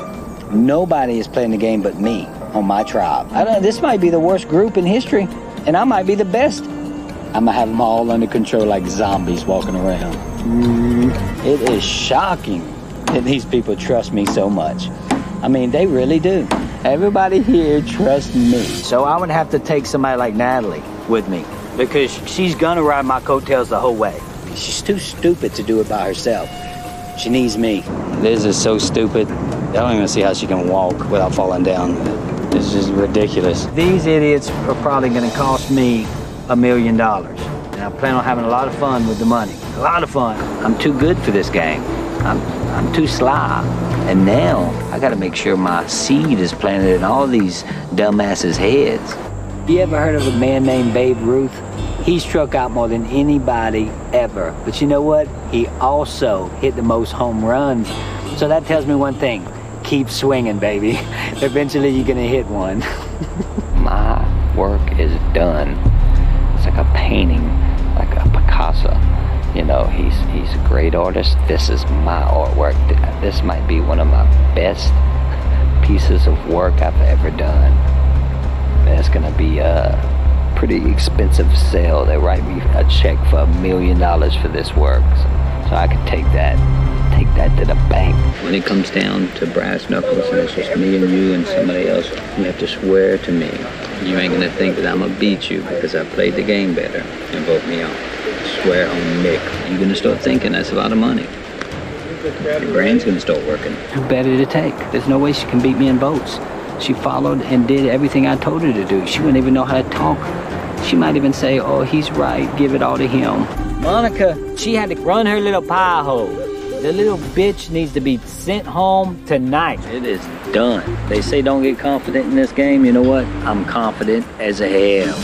I'm trying to keep Natalie because she's holding on my coattails. Who better to take to the final two than her? There's no way she can beat me in votes. If I win this challenge today, I'm 100% positive that the game is mine. I won the $1 million. If you want second place, you have to do better than that. Don't make you look stupid on the jury. This game ain't over, girl. I'll put you in the jury. I'll tell you how I think the vote is gonna go. Jambo, Dave, Brett, John, Eric, that's 5.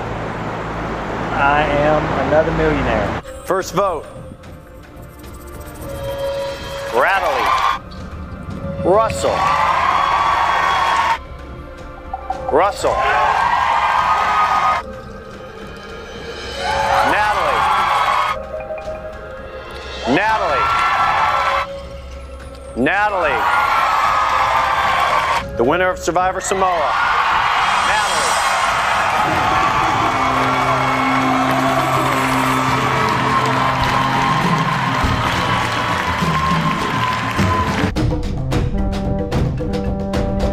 In a rare move, I want to do an epilogue to cover the post-game shenanigans of Russell and Natalie because Russell doesn't get it. He has, at this point, played 2 seasons of Survivor, and he doesn't get how Natalie won, as we see at the live reunion. But do you agree that this game does come down to getting a vote? Did Natalie have a better social game? I had Jason, I had Mick, Natalie, Shambo. They trusted me. That's why they stayed with me. I feel like that I played the best strategic game in history. There's no regrets how I played the game. I don't regret anything that I did. Because, I mean, leave it to me to say one of those dumbass girls beat your ass for $1 million. Get to the end, please your jury. That's it. Russell never cared about the jury, and it shows. Need some more proof? Well, despite winning fan favorite and getting $100,000, which only boosts his ego up more than he needs, he taunts Jason by saying, "Here, Jason, I got a pair of socks to make up for the pair that I burned," and as he goes to give it to him, he throws it in the fire.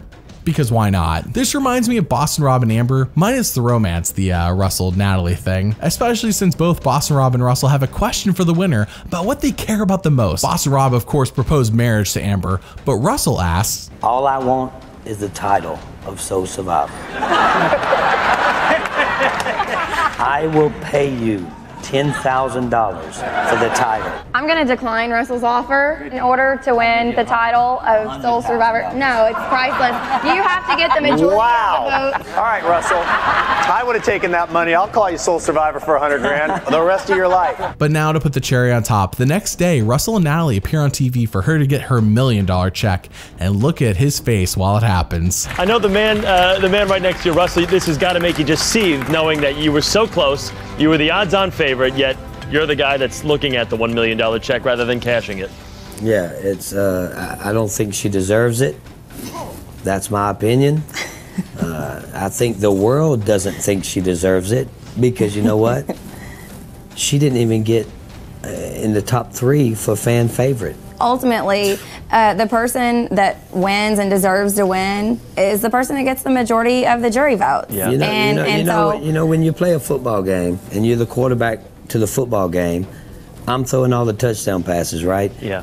She wasn't even on the field. Yeah. She was my cheerleader. Well, guess what?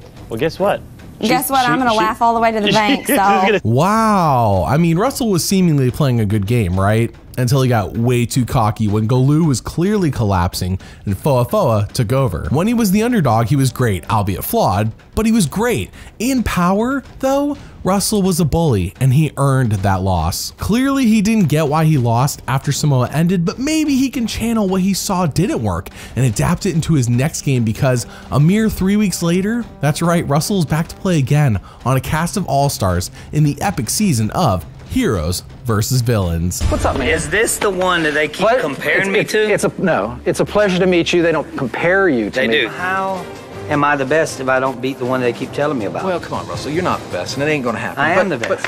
But you're good. They comparing me to you. You can't do that. Because True. I'm way better. I agree. Now, I'm way better. Now we're talking delusion. I can't come back with that because I didn't play you. And you didn't win. 39 days, 20 Level 1 Survivor.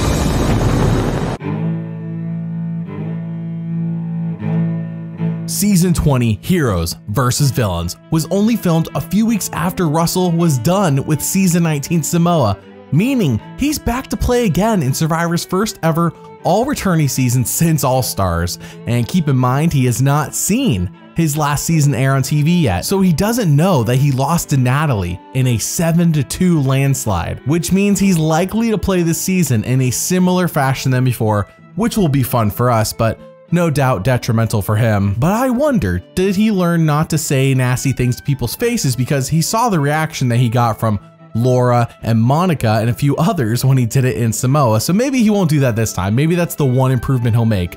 We shall see. So we start the season off by contrasting Survivor's most recent hero and villain. The heroes are definitely people I would rather play the game with. The villains are the people I've always been against. So this is perfect for me to be on the hero side and battle it out against these punks I don't like anyway. I'm a villain. I think villains are smarter than heroes because they don't mind stabbing somebody in the back to get where they want to get. It's a fact. It's a proven fact. Google it. Oh, I Googled it, and unfortunately I couldn't find any studies to back up what Russell says there, though I love the line regardless. He says he is nervous being surrounded by top-tier players like Parvati and Boston Rob, but he will do his best to not be starstruck. After the chopper drops them all off, he plays up the "aw shucks, I'm just happy to be here" role, which is actually incredibly smart. This is a good fit. He should definitely do this for as long as he can. No one knows who he is. They haven't seen anything yet. He is basically coming in with a clean slate. We then hear from Boston Rob, who says hero or villain, it's just a matter of perspective, which is very much true in the show of Survivor. We then get an epic reward challenge which has both tribes fighting to dig up bags and bring them back to their mats. Quite simple, but it involves a lot of physical contact. Russell faces off with Tom Westman and fights so dirty, and Jeff is like, dude, play fair. But the heroes ultimately win, and upon arriving at the villains camp, Russell says, I don't care that we lost, I am the best. Can't believe I'm doing this again. It's just starting to sink in. I believe I'm gonna have to stay on my toes with these fellas. And I'm ready for it. I'm ready for the challenge. I got way more to prove right here than I did last time. If I could do it here, if I can take it all the way, if I can whoop these all-stars, doesn't that mean I'm the best ever? I'm gonna play similar to the same game. I'm gonna use the mind game. They better give it their all and play the game, because I'm taking this crap serious. That's why I'm here. I have to work my magic on the villain side, which is gonna be tough. These are all-stars, but you know what? I'm a little above that. Like Michael Jordan is in basketball, like Michael Phelps is in swimming. There's always somebody that's above their sport. And I'm the best player that ever played this game. Now guess what? I get to prove it. I see that his ego has only increased since Samoa, and it reaffirms I don't think he really learned all that much since he lost the previous game. We then see back-to-back conversations he has with Danielle DiLorenzo, a Final 2 deal specifically, and she says Russell is a great person to be aligned with. And then he does the exact same thing with Parvati, who says sure, he might be the devil, but he's the devil that she wants on her side. This feels a bit like he's trying to recreate the dumb girl alliance that he flipped on almost immediately, except Danielle is a second place finisher and Parvati has actually won this game, so they're not just some dumb blondes like he called them last time. In a brief scene for Russell, we see that Coach and Jerry are close romantically, and Russell says, go for it, dude, pursue the love, which is a nice moment. Those are gonna be few and far between, so cherish it while you can. But more importantly is that we are shown Boston Rob is the leader of this camp who works hard while everyone else is slacking off. He even starts fire without a flint, which causes Coach to just gush over him. You are the man, and it's like when you're talking, I'm just like, I'm literally hanging on every word. I appreciate it. We made fire, and now Coach is going off with Boston Rob like he's a hero or something. Rob, he thinks he's the boss of the camp. He thinks he's in control. But this is my mountain, and I'm still the king of the hill, unless I'm dethroned. Well, you know what?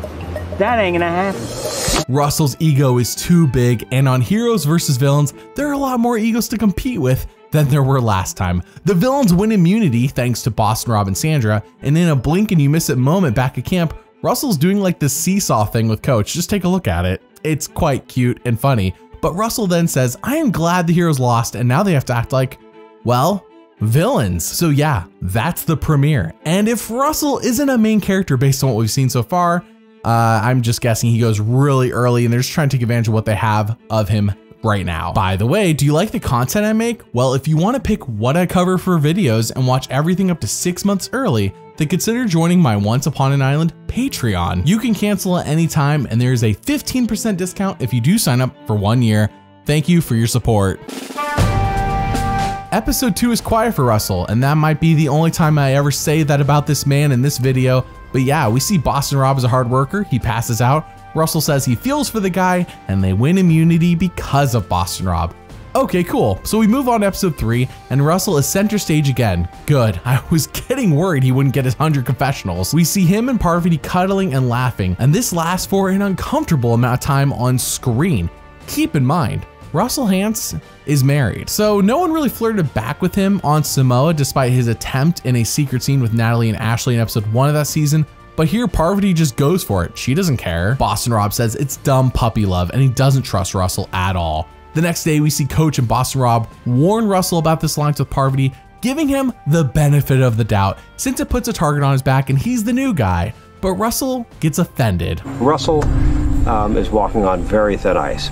Parvati, in my opinion, is the most dangerous player on our tribe. I've seen this go down before. You gotta be careful. You know, the way you're hanging out with her and everything. And I mean, she might not be the strongest, and she got a lot of friends on the other side. You're totally right, and it's like it's ostracizing you, and you got to be cool on that, man. Yeah. Everybody knows Coach is a big joke, so he could go around flapping his jaws all he wants. The thing with Rob, he thinks he's the boss of the camp. Like, that's my daddy.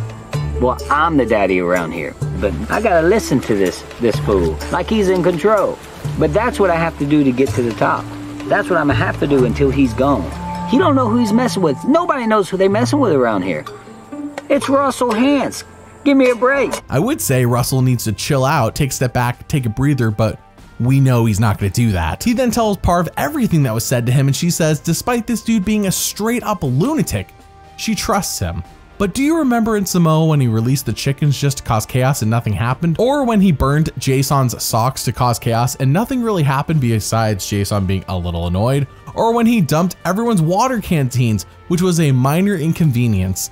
Well, Rob thinks he's running the show, and Coach thinks he's running the show, but I'm gonna take control of that. They wanna play rough, I can play rough. King Rustall can get rid of the machete. This is gonna be wonderful, because it's not just gonna be the machete. Oh, Boston Rob likes that hat, don't he? I think he will go nuts with his little bee hat. I don't even like the Boston Red Sox. It's the Houston Astros, baby. I love his little baseball rant in the middle. That's why I left it in the video. Best part of an otherwise really dumb scene for him. But this will be said many times in this video, so get ready to repeat it with me. But why? Why do this? Did it really work in Samoa? How is this teaching anyone any lessons? Russell is going crazy and we're only in episode 3. We then see the villains get completely annihilated in the immunity challenge, and at Tribal Council he plays up his aw shucks role by saying he really loves how everyone around him is actually playing the game unlike in Samoa. That shtick may be working now, and I think that's why Boston Rob and Coach were giving him the benefit of the doubt with Parv, but it won't last too much longer. Anyways, the villains vote off Randy 9-1. Randy, the tribe has spoken. Episode 4 sees the villains win reward, in part thanks to Russell, and back at camp Russell finds a clue to the idol in the reward supplies. Unfortunately though, everyone sees this, it gets read out loud, and multiple people exclaim that if you go and look for the idol, we will vote you off next. Now that's what they said. What Russell heard was go look for the idol, and that's what he plans on doing. He has the idol on his brilliant brain and he wants it now. Rob says we're finding the hidden immunity idol altogether and we'll get rid of it. But they're too dumb to walk even down the beach. This is a bunch of idiots out here. Man, if I could find that hidden immunity idol, I will become powerful in this game. Sandra, we'll find out what Russell's home. What up is that? And we look at you down the beach, because if he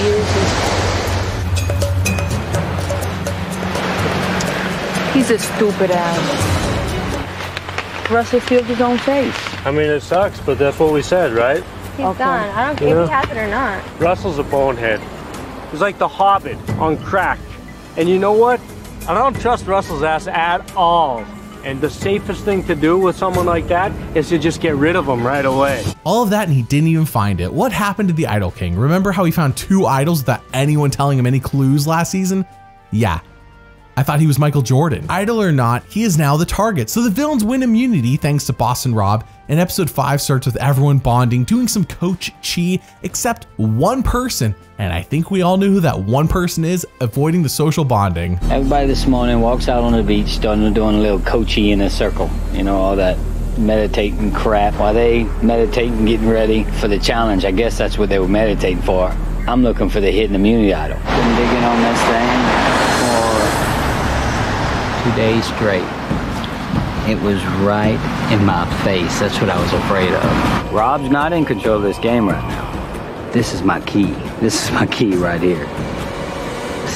And here it goes again. Unlike in Samoa when he found 3 idols, there is no exciting or triumphant music here, and the visuals of him completely ignoring everyone bonding while he looks for the idol is very telling of his gameplay in both of his seasons so far. But in reality, friends are more powerful than an idol can ever be, and I don't think he knows that. So at the reward challenge, we see the return of Schmergenball from Samoa, and oh no, that's a bad idea because multiple people got hurt last season doing that. One person even got medically evacuated. So when James injures his leg this season, it makes sense. Not bad enough to be medically evacuated, but bad enough to be all wrapped up in limping. The villains win reward, and with that comes a massive chocolate feast that gets everyone sick. And then Russell says, hey Parvati, I have the idol. Look, things are changing because I have the idol.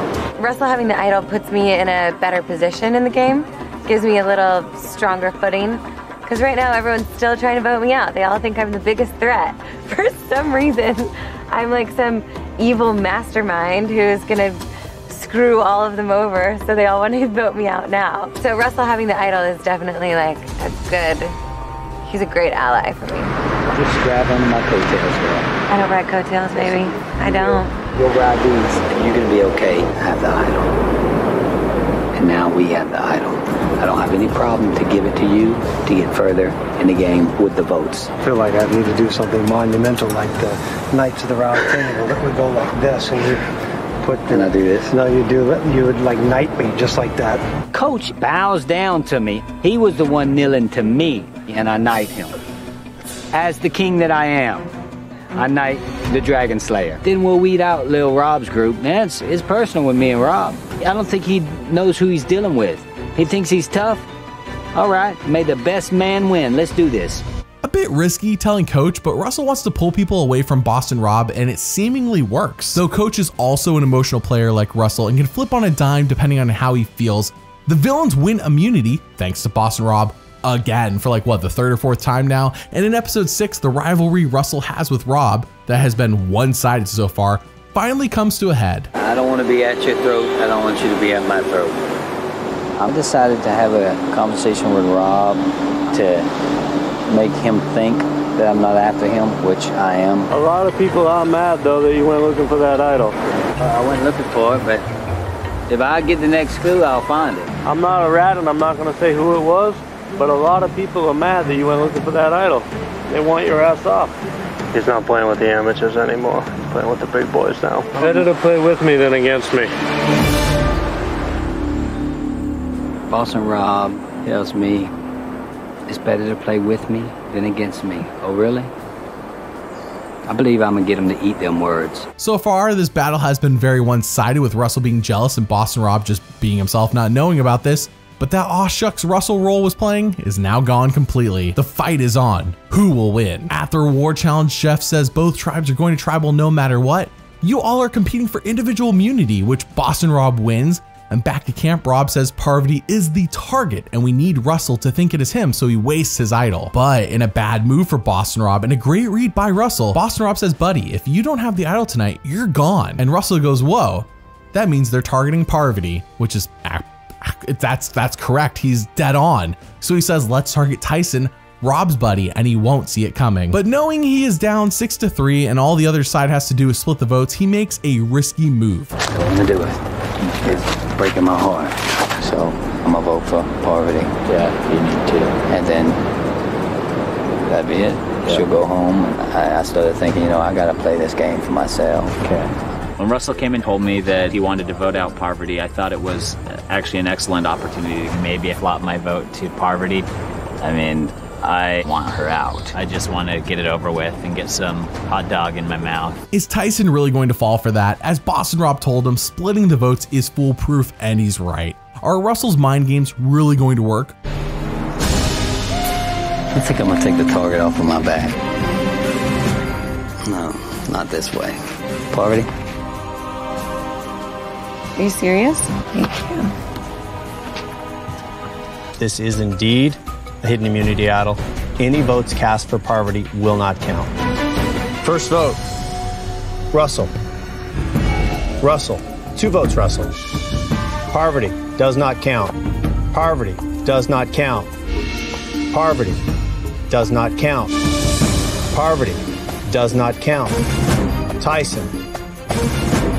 Tyson. 6th person voted out of Survivor, Heroes versus Villains. Tyson. Tyson, chop spoken. Wow, that was so dumb on Tyson's part. Russell got massively lucky that even worked. Good for him though. It shouldn't have worked, but it did. I mean, that's a lot of luck involved in that one. And Boston Rob is baffled why anyone flipped their vote.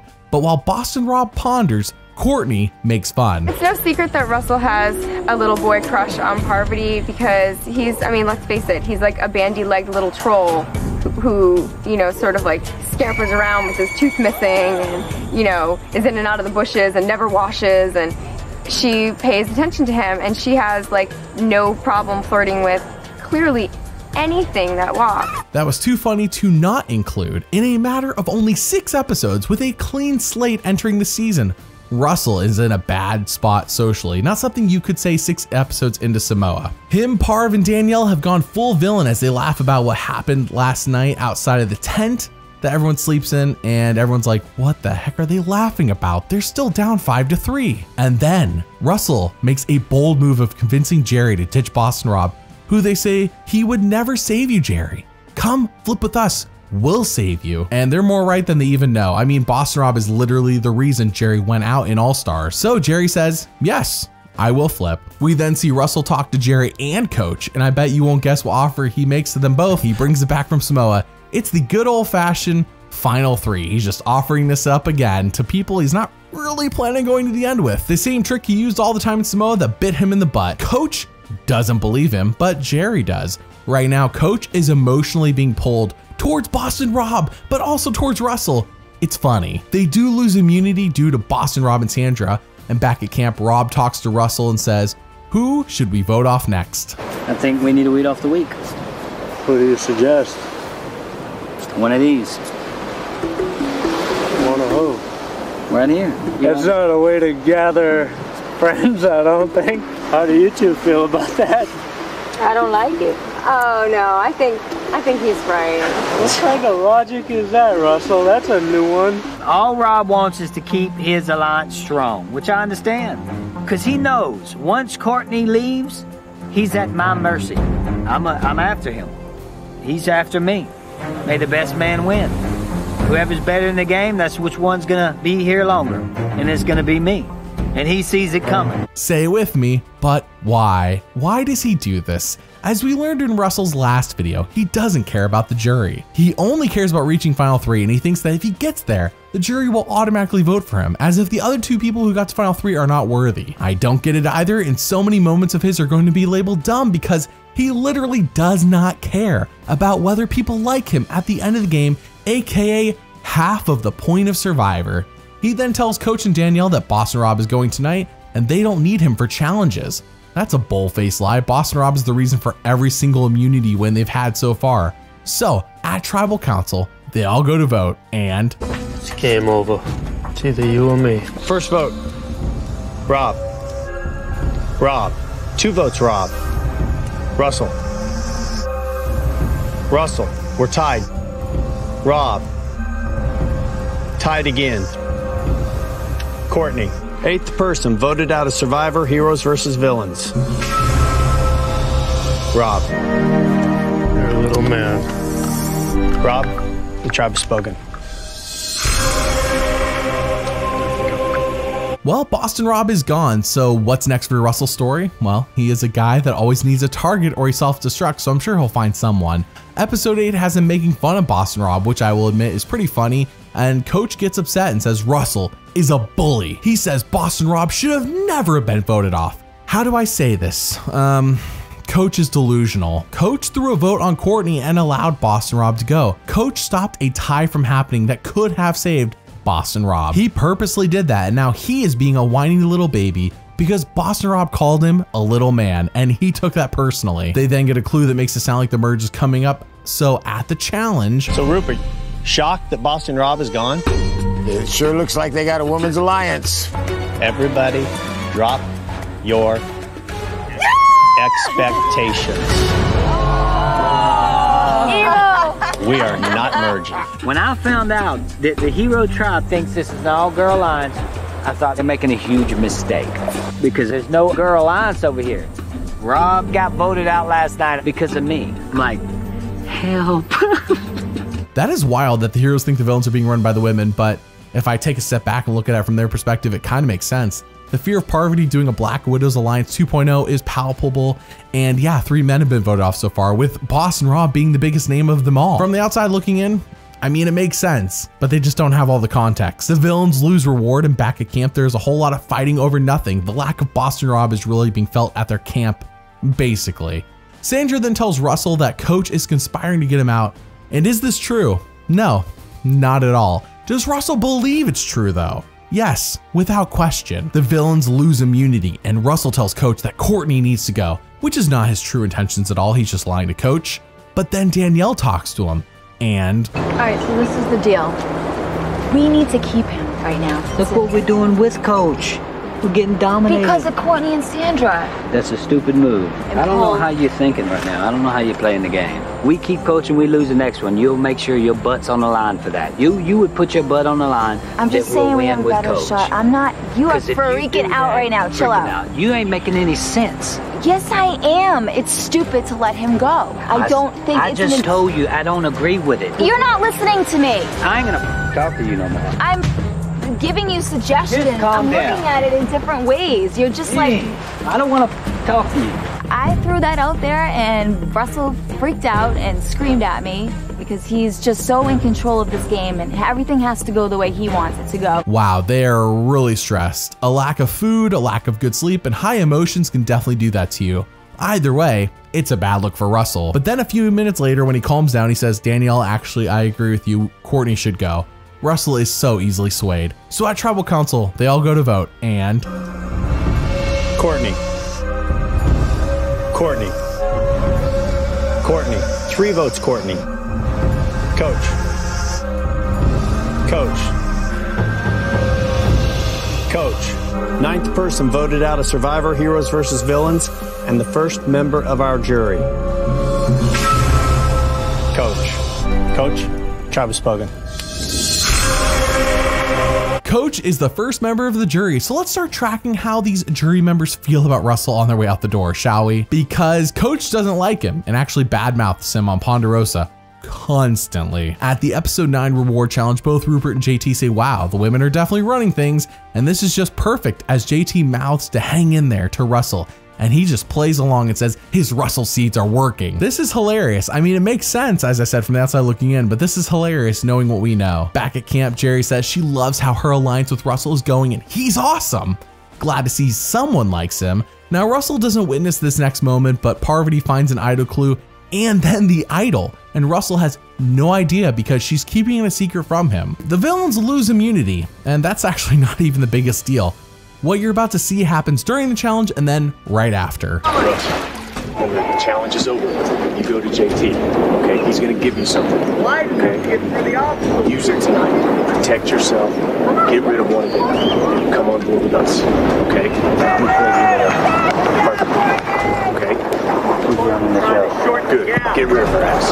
Wish I could shake your hand. Do it later. Plenty of time.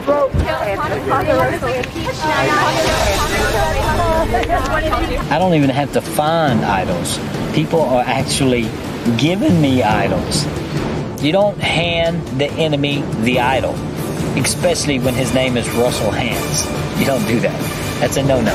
Play the idol tonight. For sure. To save yourself. Save myself. Because clearly, you're on the outside of an all-devouring female alliance. Right. I put that part in myself. I can't believe he's writing all this. He's telling me what to do. He's giving me pointers. How do you give the idol king an idol? Here, Mr. Russell, here's an idol. This one's just for you. Well, thank you. You know what? I think JT just handed me $1 million. Hey, I guess he can afford it. Hopefully, I can trust you, and you're not truly a villain. Yes, I am. Let's do this together. See you soon. BFF forever. XOXO. JT. Destroy this right when you finish reading. JT gave Russell his heart today. And Russell is just gonna stab it a million times over and hand it to me. And I'm gonna eat it. Are you as blown away as I am? I thought maybe the heroes would work with him come the merge, but I didn't think any of them would just gift him a free idol before the merge. This is what happens when they don't know anything about him and just assume things. It's a risky move on their part, and they're wrong. Russell then says Courtney is the next target since she is likely to flip come the merge. And yeah, then he shows Danielle and Jerry the idol, solidifying trust with them. So we go to tribal council and Courtney's voted off easily. Courtney, tribe has spoken. Look, bitches. See you later. As I said before, since we're tracking jurors, Courtney is the one that made fun of Russell for being a bandy-legged troll, so yeah, I don't think she likes him either. Episode 10 brings with it a note saying it's time for the merge. Finally. The heroes and villains are even up 5-5 going into this thing, so this next vote is going to be huge. Right away, JT and Rupert talk to Russell and they're like, how the heck are both you and Parvati existing at the same time in this game? Did we not give you an idol to get rid of her? You know, it's the first time I've been comfortable since day 4. Imagine so. This is where I stand. This is it for me. So don't even have any doubt. I don't doubt you. Don't even worry. Where are my kids that I am on board with y'all?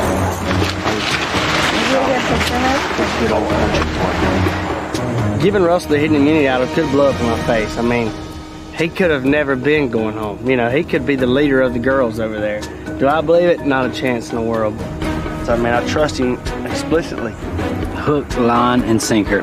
They're biting everything I tell them. This is gonna be way easier than I thought. I mean, Russell has them hook, line, and sinker. It's impressive. I'll give him credit, but it's almost like JT's blinded by what he wants to believe versus what the truth is. Russell's taking full advantage of this gift of stupidity. We then see Danielle win immunity and Amanda talks to Parvati and says, hey, play your idol tonight if you have one. Parvati goes, interesting. Russell, not knowing Parvati has an idol, gifts her the JT idol, and at tribal council, Parvati makes a bold move. You know what, Jeff? Sandra, That's for you. Get out of here, for real. Jerry, that one's for you too. Damn it. Thanks, Jerry. Sandra, these are both hidden immunity idols. Any votes cast for Sandra or Jerry will not count. Jerry does not count. Jerry does not count. Jerry does not count. Jerry does not count. Jerry does not count. JT. JT, that's 2 votes, JT. 11th person voted out and the 3rd member of our jury. JT. JT, Travis spoken. I feel like a total idiot right now. This is probably one of the biggest moves in Survivor history, and it did not go in my favor. JT actually respected Russell on the way out. Nice. But that was a brilliant play by Parvati. Brilliant job by her. I do want to point out though that back at Tribal when she did this, who is Rupert mad at? Russell. Back at camp, Russell has lived with Parvati and for good reason. He has been completely open and honest with her. So why is she keeping secrets from him? He isn't used to being taken advantage of. He's usually the one taking advantage of others. The next morning, Candace becomes the Judas of the Heroes Tribe and talks to Russell. When it comes down to the top 6, things have to happen. And right now the ship is sinking, you know that. Yeah, I know. And somebody, one person has to jump. And that one person is going to be very crucial to what happens later on in the game. If you're the last one standing, you won't be the last one. You won't go at number 6. I can guarantee that. I don't want to sit here and say you're going to go to the top 3, but it's a strong possibility. Well, just let me know. Okay, I'll talk to you later. All right. Say it with me, but why? Why did he even propose a possible final 3? He is such an emotional player. It's really just because it feels good in the moment to say it for him. But on the flip side, this is great. Not the final 3 part, the other part where Candace is flipping. A hero flipping is just what they needed. We then see Danielle, Amanda, and Colby go on reward. Danielle gets the idol clue, and that's the whole thing. And back at camp, she shares it with Russell, who then goes out and searches for it. Danielle's looking at one side, I'm looking at the other side. I pick up a rock, after being there 5 seconds, there it is. I wanted to break away from her immediately because they hid the immunity idol from me. They didn't let me know about it. You know what? I'm not letting them know about it. I am the king of hidden immunity idols. Again, no exciting or triumphant music whatsoever. Analyzing and watching the season back to back with Samoa is fascinating because the storytelling was enamored with Russell's successes his first go around, but this time the story seems to be very much intrigued by his failures and plays down anything he does well. We then see him learning almost nothing from Samoa when he tells Candace about his idol to solidify her flipping, and despite how risky it is, it works. However, he then promises her final 3. He doesn't propose a possible final 3, he promises final 3 this time. Say it with me, but why? He then talks to Sandra and says, you better not flip because we now have a hero on our side. Brilliant, because Sandra was going to flip actually, but she won't do it if they don't have the numbers.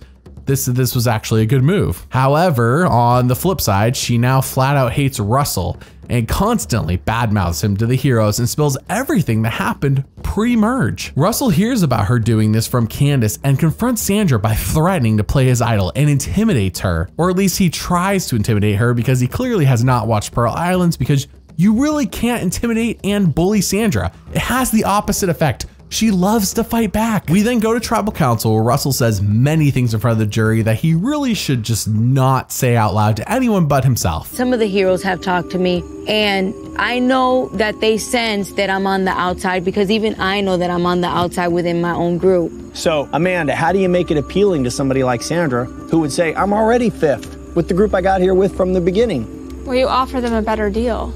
She might have the best deal. She's weak in challenges. She's easy to beat for the vote. Sounds like somebody I want to take with me to the jury. But there's so many times when I feel like I'm not wanted, you know what I'm saying? So I have like a sense of frustration within my own alliance. First of all, the whole team, we play completely different. Sandra, she's just there with us. That's a big statement. See, I'm just there. Say it with me, but why? Why say that? He's trying to bully Sandra and it isn't going to work. We then see the heroes say that Danielle definitely has the idol, so it's good that Candace hasn't spilled the beans on that secret. And when Russell goes to vote, we see Courtney acting like she's going to puke. So, who's voted off? Hope I'm doing the right thing and playing it for myself this time. First vote, Amanda. Parvati. Amanda. 2 votes, Amanda. Parvati. We're tied. 2 votes, Amanda. 2 votes, Parvati. Parvati. Amanda. Amanda. That's 4 votes, Amanda. 12th person voted out and the 4th member of our jury. Amanda. Amanda, the tribe has spoken. What a needless idol play. And on the note of Amanda as a juror, we never saw her and Russell talk once, so I guess they don't have any sort of relationship that's important to the story. But on a separate note about Russell's bullying, he was a lot more fun as the underdog in Samoa. What we're seeing here is basically how he treated Mick and Natalie at the end of Samoa when he was on top and he knew it. And that's when he openly bullied them. And they were his teammates. We then see Rupert and Colby rightfully mad that Candace flipped on them. And then this scene takes place between Rupert and Russell. I think Russell is a deceitful person, and anything he says is a lie. He could be worse than Johnny Fairplay. He is. You've already proven yourself to be a disgusting, terrible human being to swear on your kid's life. I've played the game twice. People see I'm not that liar. Do you think I care about how you are as a man? I think you don't give a damn about anything I don't but give a f about you or your I family. know. I don't think Or you give your a damn family. about anybody but yourself. The great, powerful Rupert, the good guy, You know, the you second can say- coming of Christ. You Rupert. can say whatever you want. You're such a dumbass, Rupert. Again, he does this in front of everyone. Sure, the people who have already been voted off are not here, but most of the people here are going to be on the jury. They're going to relay this information. It's so incredibly dumb. Parvati wins individual immunity and Jeff openly reads an idol clue in front of everyone. Interesting. So back at camp, everyone is scrambling to find the idol. And while they're searching, Rupert goes, screw it, I'm just gonna put a rock in my pocket and pretend that I found it. And while that sounds so simple on paper, it's because it is, and it works, and Russell believes him. Going into tribal, the plan is to split the votes 3-3 to flush out Rupert's idol, 3 votes on Candace, 3 votes on Rupert, and if he doesn't play the idol, then he goes, and if he does play the idol, then Candace goes. So, when they all vote... Rupert.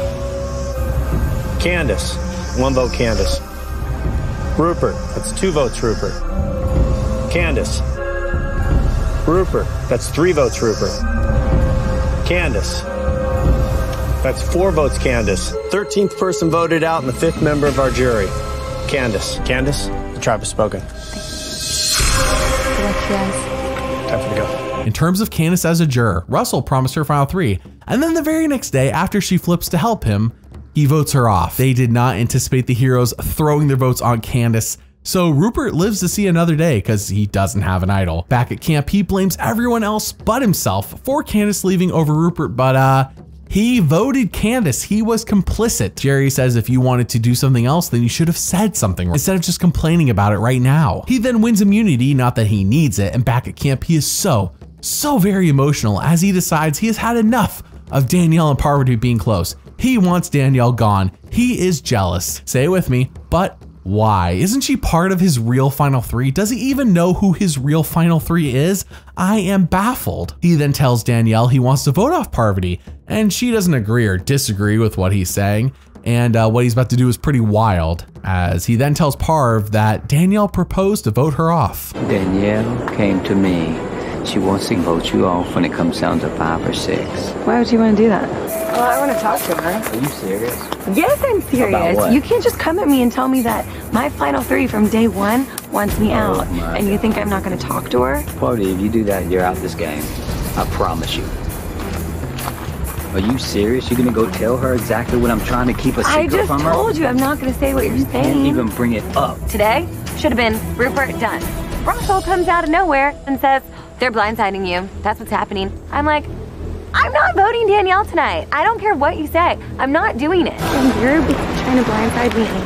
Now he's trying to vote you. He wanted to blindside you. He said that to you? Yes. He's such a liar. He's got this whole thing like he wants me and you to be like. I think he's worried that if it's a final 3 and if it's you, me, and him, you and I will take each other and he'll be out. As soon as we get rid of Danielle, Parvati, she's gonna be so scared of me, she's gonna stick to me like glue. And she's gonna vote the way I tell her to vote. So say it with me, but why? That's the theme of this story. But why? Russell is so emotional. He just does whatever he feels like when he feels like it. That's why. He then recruits Colby and Rupert to vote off Danielle, who are both more than happy to do so. And he threatens Jerry and says, if you don't vote off Danielle, then you're next. And she's like, what? You can't just threaten me. He's like, no, it's not me. It's not me. It's Danielle. If you don't vote off Danielle, she's gonna vote you off next. He doesn't explain anything. So at Tribal Council, he fights with Danielle for some reason. Russell's trying to test loyalty. That's what I got. So Russell, you got caught. No, I didn't get caught doing nothing. Today, Danielle came up to me before I said anything and said, when do you want to get rid of? Let me finish talking. Danielle knows where my loyalty lies, and that's with Parvati. If you're gonna come up to me, and try to get rid of Parvati, then I'm gonna try to get rid of you. You just sat me on the beach and said that you don't want to go against Parvati at the end. I wanted to see where you stood, and I exactly found out. We've been in alliance since the beginning. I don't know why he's trying to mess with it. I don't understand how she's just putting it all on me while I'm trying to mess with it when she agreed totally with that. Because you were telling me that she wanted to get me off. Let's what get am rid I of supposed to say? Can I finish, please? No. Whatever. You're such a liar. It wouldn't have happened. It didn't. It would have happened if I would have wanted it to happen. It would not have happened. I'm closer to the Parvati than you think. Oh, really? Say it with me, but why? Why gaslight and attack someone who you've been loyal with the whole game? And now they're going to the jury and the whole jury's witnessing this. Why? Everyone sees the bullying. It's right there. The jury will believe Danielle over Russell, in my opinion, any day of the week. So they all go to vote, and you're closer than Parvati than I think. That makes me think that y'all got something going on. So I'm gonna have to cut that tie. First vote, Rupert. Danielle. Rupert. 2 votes, Rupert. Danielle. Rupert. 3 votes, Rupert. Danielle. We're tied. 14th person voted out and the 6th member of our jury. Danielle. Danielle, Travis vote. Russell is insane. Like, I've never seen anyone so psychotic. I mean, you feel like you're in prison when you're around him, because he's, especially when you're aligned with him, because he doesn't keep it. He stares at you all day long. He watches every single person, who they talk to, and then after they talk to them, he goes up to them and asks them what they talked about. And then he goes up to you and asks what you talked about to make sure the stories match up. I mean, he does this non-stop. He doesn't do any work around camp. He just sits there and stares at people to make sure that they're not trying to, you know, get him off or anyone in his alliance. And now he's testing the people in his alliance. That might bite him in the ass at the end, because I don't know how many people are going to vote for him. Yeah, I would say Danielle obviously hates Russell. It was just that fast. In a matter of a day, everything just flipped on its head. As of now, he has maybe 1 vote with JT. Maybe. Parvati says straight up, I can't trust Russell now. He's the biggest villain this game has ever seen, and that's fair. I want to echo what Rupert said earlier too. Even Fairplay was more trustworthy and would stick to an alliance better than Russell does. Russell then tells us that he needed to do that or he was gone, which absolutely nothing on the show has indicated this at all. And in fact, he had immunity around his neck, so I don't know what he's talking about. Does he not know it's a final 3 at the end? Parvati and Danielle were gonna take him there. If anything, he's being dragged as a goat by Parvati. Anyways, it is now time for the family visit, which feels so counter to everything we've been experiencing so far. It's a sweet moment in the midst of just chaos. And that's when his wife comes out and hugs him, which is nice. And then he loses reward to Jerry, and then she picks Sandra and Parvati to go on reward with her, which Russell doesn't like at all. And when his wife says, oh, it was so nice to see you, honey, he completely ignores her and is laser focused on getting revenge with Jerry. So back at camp with Colby and Rupert. When Jerry got to announce who she's gonna bring, I was fully expecting her to bring me. Why wouldn't she? I've been taking care of Jerry this entire time. She's not gonna take me? I hope that burger literally tastes like $1 million, because that was $1 million decision. Oh. These girls are a bunch of unappreciative little bitches. Both of them. I want to trust you all the way to the final 3. Russell, final 3. Final 3. Colby, final 3. I got to think about winning this game. And Parvati is a huge threat for the $1 million. She's the only one that could give me a shot for it in my mind. So now, if Parvati doesn't win immunity, she's going home. All right, let's do this. Say it with me. But why? Why do this? Why make this final 3 deal? He has no intention of keeping it. He would be dumb to go to the end with those 2. They will beat him. But Russell is an extremely emotional player, and hey, it felt good in the moment. He then tells the heroes they are voting off Parvati next, and when he gets a chance to talk to Jerry, she does an incredible job of cooling him down and says, we're good till final 3, no worries. Again, with the final 3 promises, Russell's the one promising it. Jerry didn't even bring it up, but Parvati wins her 2nd immunity. So who is Russell going to betray now? Rupert. Fun. But then he learns that Sandra's targeting him, so when he goes and talks to her, Are you with me or are you against me? I'm against you, Russell. Because I've never been against her. But are you with me or are you against me? If you're against me, you're going home next. You ain't going nowhere. I know I ain't going nowhere. I know that. I know. So you telling me I'm going somewhere? No, I'm safe. I know I'm safe. I'm comfortable. You're the one that talk. Who invited Boston Rob back to the party? Are you with me or are you against me? What are y'all doing? Y'all being stupid? I mean, y'all on something? Y'all drinking over there? Because you're being dumb. He is severely underestimating Sandra. I mean, remember, Sandra won her first season, and she came 1 vote shy of a perfect game. She's no scrub. This is just like how he underestimated Natalie only a month prior in his life. No lessons have been learned at all. So at Tribal Council, Sandra plays an idol she found that Russell didn't know about, and Rupert is voted off. Rupert, the tribe has spoken.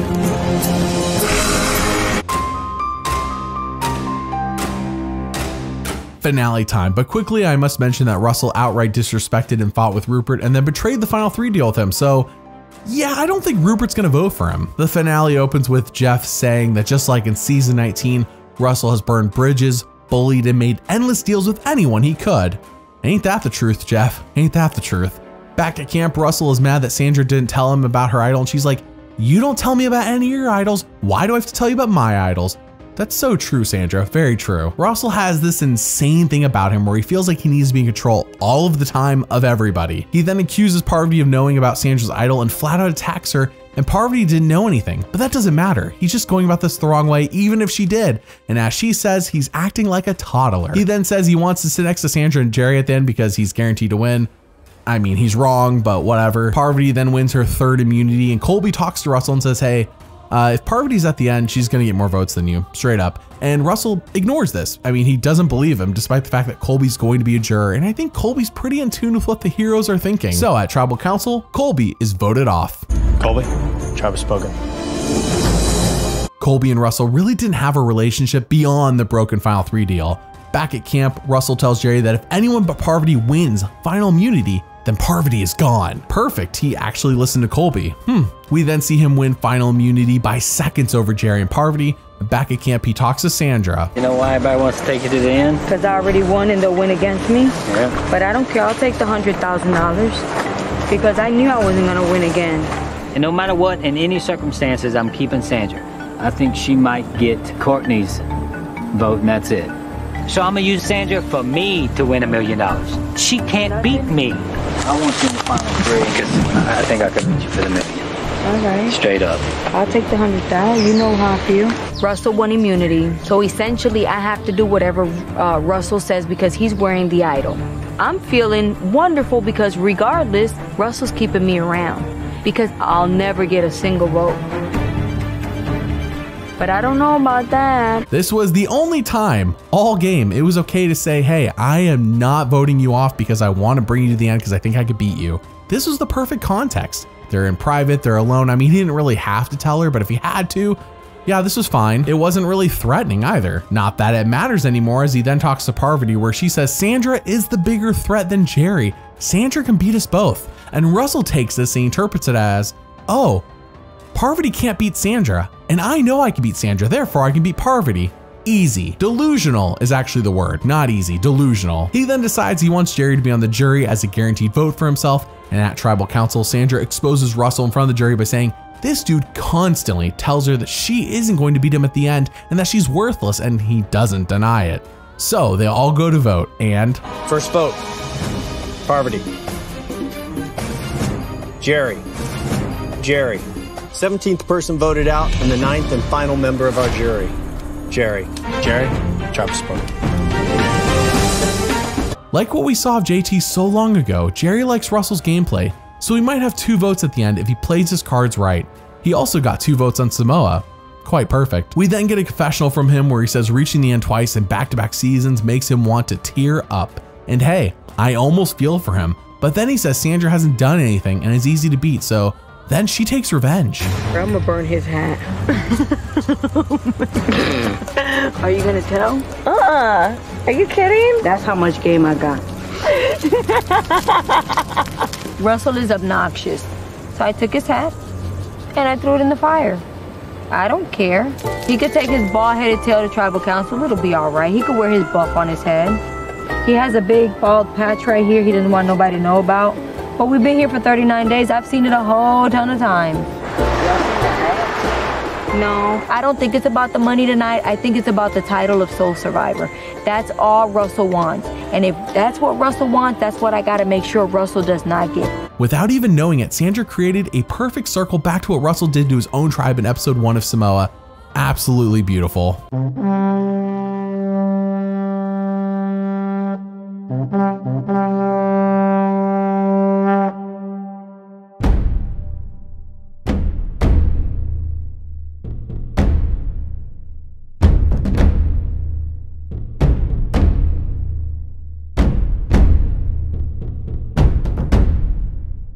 Final Tribal Council. We have 9 jurors and maybe 2 will vote for Russell. Does that sound familiar? He starts off by giving his opening speech on why you should vote for him. And everybody thinks that this game is a game of luck. Some cases I believe it is. In my case, I don't believe it is. I played as hard as I possibly could play, and for some reason, you know, when I come here, I feel that people look at me like I did something wrong. You know, I tried to play hard. That's what I did. If I did anything to offend anybody in this game, I apologize. But I played the game. That's all I can say. Terrible. Absolutely terrible. Half apologies and a lack of humility are not going to win this jury over. Colby is the first juror to address Russell, and... Russell, did you really just say there wasn't any luck involved in getting you here? I do believe that I got here without any luck. I believe I got here with my strategic play. Okay. Well, I was just double checking because you are delusional if you think you can make it all the way to the end of this game without any luck. Mind you, Colby once finished in second and he knows you need luck to get to the end in Survivor. He's been there. Coach is the second juror and he calls Russell a little man whose lack of admitting to how he really played this game is not going to win any votes. Amanda is the third juror and like Russell, she has reached the end twice and lost. She knows how this game works. She doesn't even talk to Russell at all, which kind of lines up with them never having a relationship that we saw on screen. Courtney is the fourth juror, another second place finisher, who praises Parvati and Sandra and straight up ignores Russell. JT is the fifth juror and the only former winner on the jury. So when he talks to Russell, I guess I'll talk to you first, old buddy. Good strategy is getting to the end of the game and then winning the game. Getting to the end of the game is half of it. People you voted out, do you think you've done well at preserving their vote for yourself at the end of the game? I really seriously believe that everybody on the jury is going to respect my gameplay, especially this group of people that's played the game before and knows how hard it is to play the game. And I might not get anybody's vote, but I have to stick to what's going to get me here. And then hopefully the jury will respect the way I played the game. Russell, I shook your hand before I left that night. I'm not out for vengeance. That's what, so let's be clear that's on what that. I'm hoping for. No matter what happens today, I sit here and everybody looks at me like I'm the devil. You know, I am playing the game and I'm playing hard. I'm laying in my bed, partner, laying yours. You know, but I want to be laying in your able to, bed like I'm laying in mine. Yeah, but what I want to do is, you know, Are you through, be Sandra? cool afterwards. Thank you. I agree with JT. Just own your game. I'm not even sure Russell will get JT's vote now. Danielle is the sixth juror, another second place finisher, and she says, Russell, the way you've treated us, the jury is horrendous. Now, if you were to go back and play this game again, would you do anything different? And he says no, and he doesn't apologize. Jerry is the seventh juror, Russell's one seemingly locked vote.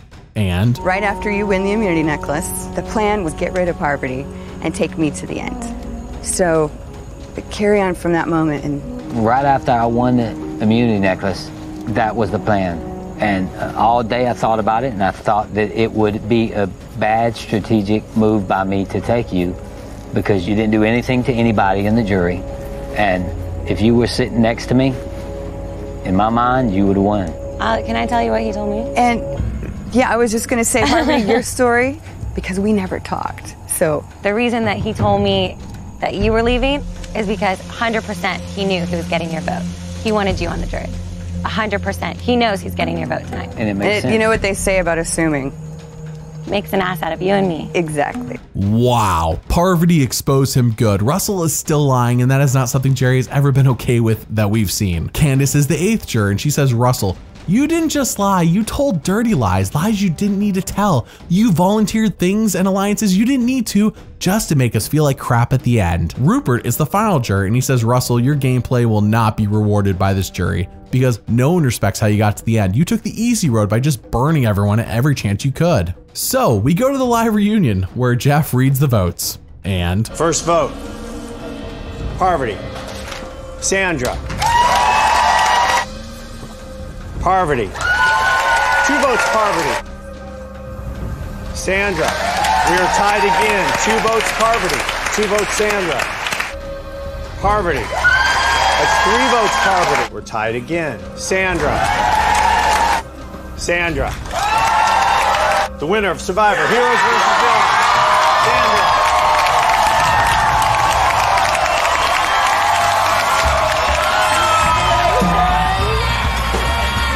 Russell didn't learn a thing. This time he got into power much earlier than he did before, right after the Tyson boot, and when he is leading, he becomes a massive bully that is so much harder to root for. It is a shame given he came into Heroes vs. Villains with a clean slate, and he's never gonna get that chance again. Even after seeing both of his losses now in Samoa and Heroes vs. Villains, he still doesn't get it. Problem is the game. I think there is a flaw in the game. A flaw in the game of Survivor? Yes. Okay. If she can win the game twice, There is a flaw in the game. What needs to happen is America needs to have a percentage of the vote. You still wouldn't win if they had a percentage of the vote. You I would have won last season. Not win. Our show is not that. Our show is very clearly defined in that you take a group of people, you put them in one situation, you vote out people, and in the end, the last group, that jury, decides who they think deserves it. This isn't a game in which you include America. That's a different game. Do you think about the fact that the social game is something you're missing? I don't care about that fact. The problem with Russell, and I think what he's trying to say to you, is that he doesn't play the game to win. And it's clear in his strategy. He plays a good game to get to the end, but he doesn't play a game to win the game. And that's where he and I differ. And you play the game to win? I do play the game to win. When have you won? I haven't. But I guarantee, given the opportunity, I'd gladly go back and kick your ass all over the ice. You know what? Let's make it happen. All right, you make it happen. That could be a future season. Rob versus Russell. Boston Rob is dead on. Russell doesn't get it. He plays a destructive game. He makes enemies while others make friends, and that's why people let him get to the end, this season at least, because everyone knew they could beat him. So we go to the next day when Sandra gets her $1 million check, and this time Julie Chen, host of Big Brother, asks Parvati and Russell what they think. Sandra had a lot of people campaigning for her in Tribal. I mean, Courtney was like, that's my girl. Candace stood up and was like, she's a hero, and everyone was just giving Sandra glowing reviews. So after that Tribal Council, I was like, I think Sandra got this one. Russell, how are you feeling this morning? I feel great. You know why? Why? I got player of the game. I didn't get one vote, but I still got player of the game. Yeah. How does that happen? I was going to ask you. I don't know. I'm asking you. How do you feel about the fact that you made it all the way to the end and not one single person, not even Jerry, voted for you? I don't understand it. Obviously, the public don't understand it either, because I got player of the game. Well, it's not designed to be played where the public gets a voice. Right. I think there is a flaw in the system. Well, let me just say this. How's your singing? How's your singing? I'm trying out for American Idol. Because that's a different game, and it's called American Idol. I'm gonna see how that works for me. It's a paradox. His goal is to win, right? And get the title of sole survivor, but then he purposely ignores what his jury wants every time. He plays as if there will be a jury of emotionless robots, and they aren't robots. They're human. They are people with feelings, and Russell doesn't care how they feel. By the way, that American Idol thing never happened. I mean, not that I can find. So Survivor takes only a 1-season break from Russell as he returns in season 22, Redemption Island. The Rob versus Russell season is indeed happening, and this time Russell says, I'm gonna be nice. Jeff is gonna have a tough time with me. He calls me out, I'm gonna call him out. Why should I come out here now and be the nice guy? If I did that, I would be voted off first, because people would say, oh, something's up. They have to fear me. Play the social game, Russell. It's your Achilles heel. Play the social game. My social game is perfect. I'm trying to make them vote the way they're supposed to vote, not for the popular person or the prettiest person. It's outwit, outlast, outplay, not out-socialize. It's a problem that needs to be fixed, and I'm here to fix it. I imagine that little hobbit's back. I'm gonna kick his ass all over the island. 39 days, 18 people, 1 survivor. I kid. Russell is planning on being a jerk again. I know, what are the odds? A mere 3 months after the Heroes vs. Villains finale aired with that live reunion, and we are in Nicaragua, a new location for Russell and Rob, and I think it's fair to say that Russell has not reflected and realized the errors of his ways from his past 2 seasons. So here we go again. In preseason interviews, he states he wants to play in such a way that his tribe mates will have their eyes bulging out like Eliza from Micronesia. And I don't think that's a good thing when it comes to Russell. We have 16 new players this season, split evenly between the orange Ometepe and purple Zapatera. And when him and Rob get off the chopper, people are like, yay, Rob. Oh crap, it's Russell. I hope he isn't on my tribe, which baffles him. Russell said to me as he was getting ready to walk over, why didn't I get a reaction? He still doesn't get it. He still thinks everybody loves him. Rob could win Survivor. He could win it. These people would give it to him. Russell, Good luck. Yeah, anyways, let me explain this season's twist, aka the safeguard for Rob and Russell. When a player is voted off this season, they go to Redemption Island, where they have a chance to win one-on-one duels against others who are voted off in order to win a spot back into the game at 2 points. The first point is at the merge, and the second point is at the final 6. Some fans hate this twist, some fans love it. I'm just glad it's not a secret. Jeff tells everyone right at the beginning of the game, and I think that's the most fair way to do it. Russell says Redemption Island sounds easy to him. As soon as I walked to the camp, I was so grateful to be back to get my title of Soul Survivor. The first 2, I was a schoolboy. This one, I'm bringing it. This is gonna be the new me. I'm gonna be the leader to my tribe. When I sit them all down and I take control of the camp, I become the leader of the camp. I'm not here to sabotage anything from nobody. If I came back and did something like that, it would be pretty stupid of me. I'm here to win. I think anybody that doesn't think Russell is dangerous is foolish. He's played the game twice and he's ended up in the finals twice. He hasn't won, and there's no mystery why he hasn't won. It's the way that he's chosen to play the game both times. He's too aggressive, and you know, he wants the blood on his hands. Do you remember how Russell formed an alliance with Parvati and Danielle in Heroes vs. Villains and said, okay, 3 is enough? Well, he's doing it again here with Stephanie and Krista. By the way, everyone sees this, everyone knows to look for it, and they see it. It's so obvious as he isolates himself by only being around Stephanie and Krista. Their tribe wins immunity, and in episode 2, Russell says 3 is all I need in this tribe of 9 to control the game, which is dumb. And then he says Ralph might be the dumbest player to ever be on the show. But why? Why is he saying this about Ralph? Because Ralph's like a goofball redneck who acts like a chicken to be funny. Their tribe wins immunity again, and Russell sneaks the idol clue that they get out of the basket and into his own pocket. He says, no one saw me, but actually, Ralph saw him. Ralph tells the others that Russell has the clue, and so he confronts him. Russell, there wasn't no hidden immunity clue in that bag, was he? Maybe there was. I saw you take something out. Was that it? You had it supposed to be all of iron. We won it. You didn't win it. We all won it. There wasn't no clue in there. Russell. Russell. You either with me or against me. I don't have it. You don't got it? You say you ain't got it? I ain't got it. All right, big boy. But I don't like how you coming at me. Oh, I was just asking you, wasn't it? Hey, I'm just saying. I don't like how you coming at me. What the hell was that? Ralph went off. He said he knows how to play this game. He's like, I know how to play this game too.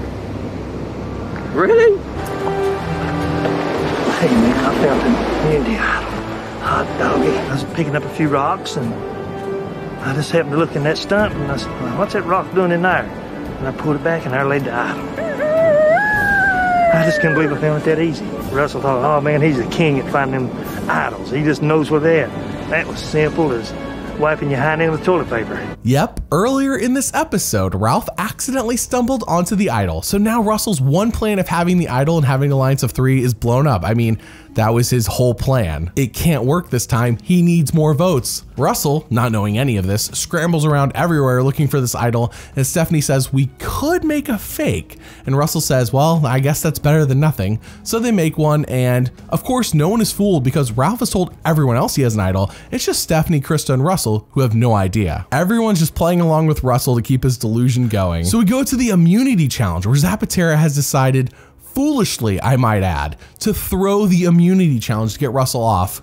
They do this successfully due to David's obviousness on the puzzle. Back at camp, Russell is mad. He says, how dare they throw the challenge to get me out? And yeah, no, I actually agree. This is incredibly dumb. They should have just waited until they actually lost a challenge for real, and then they could just vote him off. Nobody's playing along with Russell except for Stephanie and Krista. I mean, he doesn't have the numbers. At Tribal Council, people say that Russell gave us this pitch that he was going to change, and he didn't. He's exactly the same as before. So they all go to vote, and first vote, Russell. Russell, that's 2 votes, Russell. Russell, that's 3 votes, Russell. Ralph. Ralph, 2 votes, Ralph. We're tied. Stephanie. That's 2 votes, Stephanie. Stephanie, we have a 3-way tie. Here's what's gonna happen. Stephanie, Russell, Ralph, you will not vote. Everybody else will vote, and you can only vote for Ralph, Russell, or Stephanie. First vote, Ralph. Russell. Russell. Russell. Third person voted out of Survivor Redemption Island. Russell. I'll be back and be ready. Russell, the tribe has spoken. He made it 3 episodes. Count them, 3 episodes.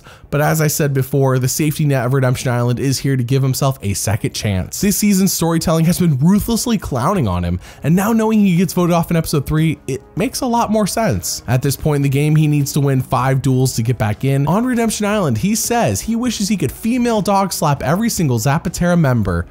Fun. But then in a secret scene, we get some inspiration as Russell talks about his new Keep Hope Alive tattoo and says that's what he needs to win today. So at the Redemption Island duel, he faces off with Matt. Here we go. To stay alive in this game. Survivor's ready. Go. One person will go back to Redemption after this challenge. The other is out of the game for good. Do or die. This is it. He's gonna give it a go.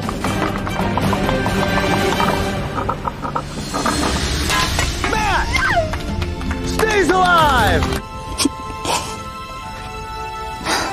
What was that like sitting at home watching him cry on national television when he said he was better than you? I laughed my ass off. We actually had a Facebook party. We named it WrestleMania. I think we partied the whole week.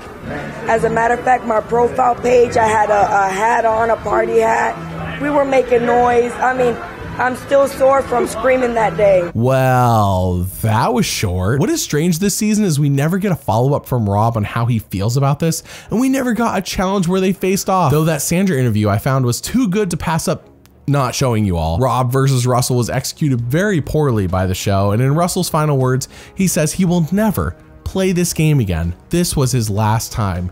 He then gets very upset at Ralph for telling everyone he had the idol. It says, this is a dumb move. You don't tell anyone you have the idol. Doesn't Russell do this with like every idol he ever gets? Anyways, apparently Russell's been leaking the results of the seasons he has been on before they air on TV. Because there have been some allegations that there have been some leaks out there and that you have been the source of those leaks. And I think as a lot of people know, there is a huge confidentiality clause, punishable by up to $5 million if you're found guilty of having perpetrated this offense. All I can say is it's 100% false. Yeah. And I just, it's hard for me to sit there and take it, but I do. So you say I don't give it any credit whatsoever. So you're going to sit there and say you are innocent because this will be used in the court of law. Definitely. Yeah, so Russell might be blacklisted, might be. But the Hantz family is clearly beloved by CBS as Russell's nephew Brandon, at the ripe age of 19, is invited to play on season 23. Yes, the very next season. Between seasons 19 and 23, we only got 1 season without a Hantz, and it was season 21. Brandon says, I want to redeem the Hantz family name. Now, this video isn't about Brandon, so let me be brief. He screws up by telling everyone he is Russell's nephew and then is far too trusting of an alliance that preys on his belief in God, and they trick him. He's voted off at the final 6 after giving up his immunity necklace and is made to look super silly as a result. So we go to the reunion show where Jeff talks to Brandon and... It was, unfortunately, not everybody's happy. Especially Russell. Nobody really accepted me the way that I wanted to. Nobody I just from your wanted family? Nobody from my family. I mean, Is anybody here from your family? No, sir. I don't think a lot of people are very proud of me, I think that he went out there to change something that I brought to the game. I made greatness. What did Brandon do wrong? Everything. He didn't do one thing right. He went out there to change the Hantz name, to change what I did. How do you do that? I mean, Russell can't miss an opportunity to pump himself up by tearing others down, not even his 19-year-old nephew, who is clearly very vulnerable emotionally. I want to point out that I think Brandon actually had a shot at winning in his first season, whereas Russell has never had a shot to win. So 6 months after this reunion episode happens, Brandon is back to play again and is clearly mentally struggling from all the pressure of not only the fans, but his family too. They are clearly not supportive of him, and he blows up on this season as a result and causes one of the most uncomfortable scenes on the show. I'm not excusing Brandon, I'm just saying that's what happened. Okay, so now the Hantzes are blacklisted from Survivor, right? I think Brandon had to be the final straw.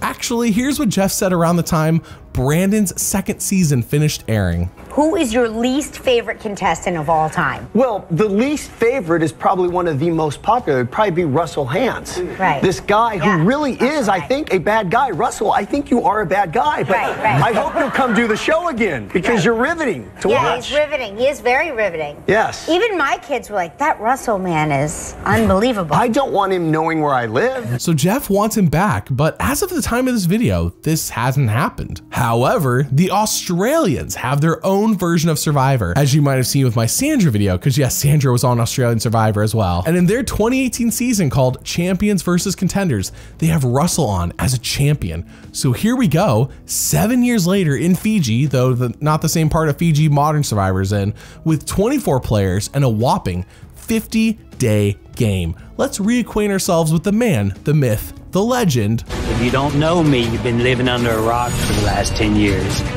I'm the greatest player the world has ever seen.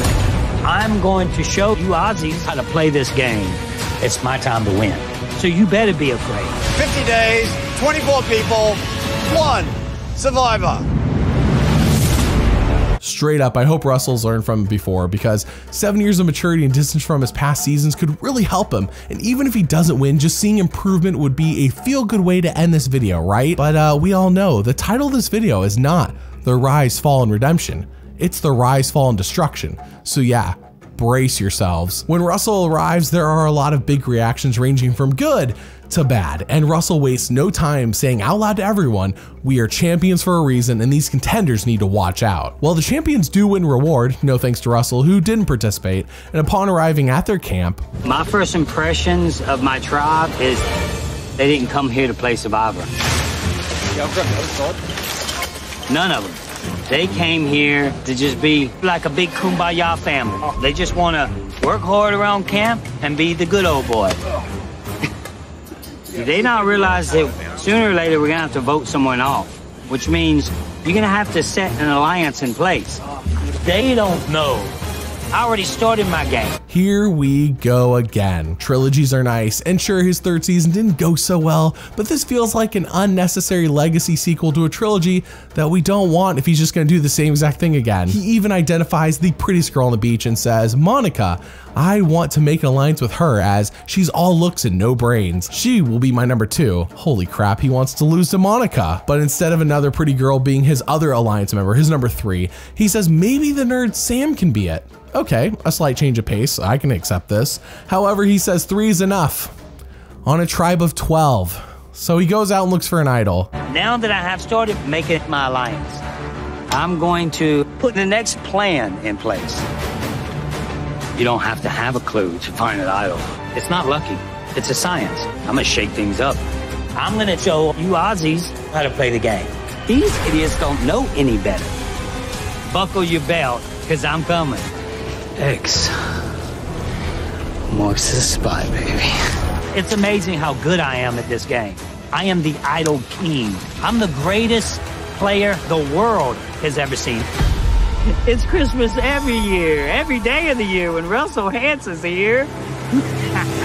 Hey, I mean, he's still got that. He still has the looking for idols thing down, but does this just feel like an off-brand Survivor Samoa to anyone else? I mean, their tribe wins immunity, and in episode 2, people are noticing how Russell has isolated himself and seems to exclusively hang around Monica and Sam. Same game, different location. Now this is just Redemption Island again. So Russell then pulls a move that he said Ralph was extremely dumb for doing. I'm feeling a tension. I'm feeling like I'm the easy out.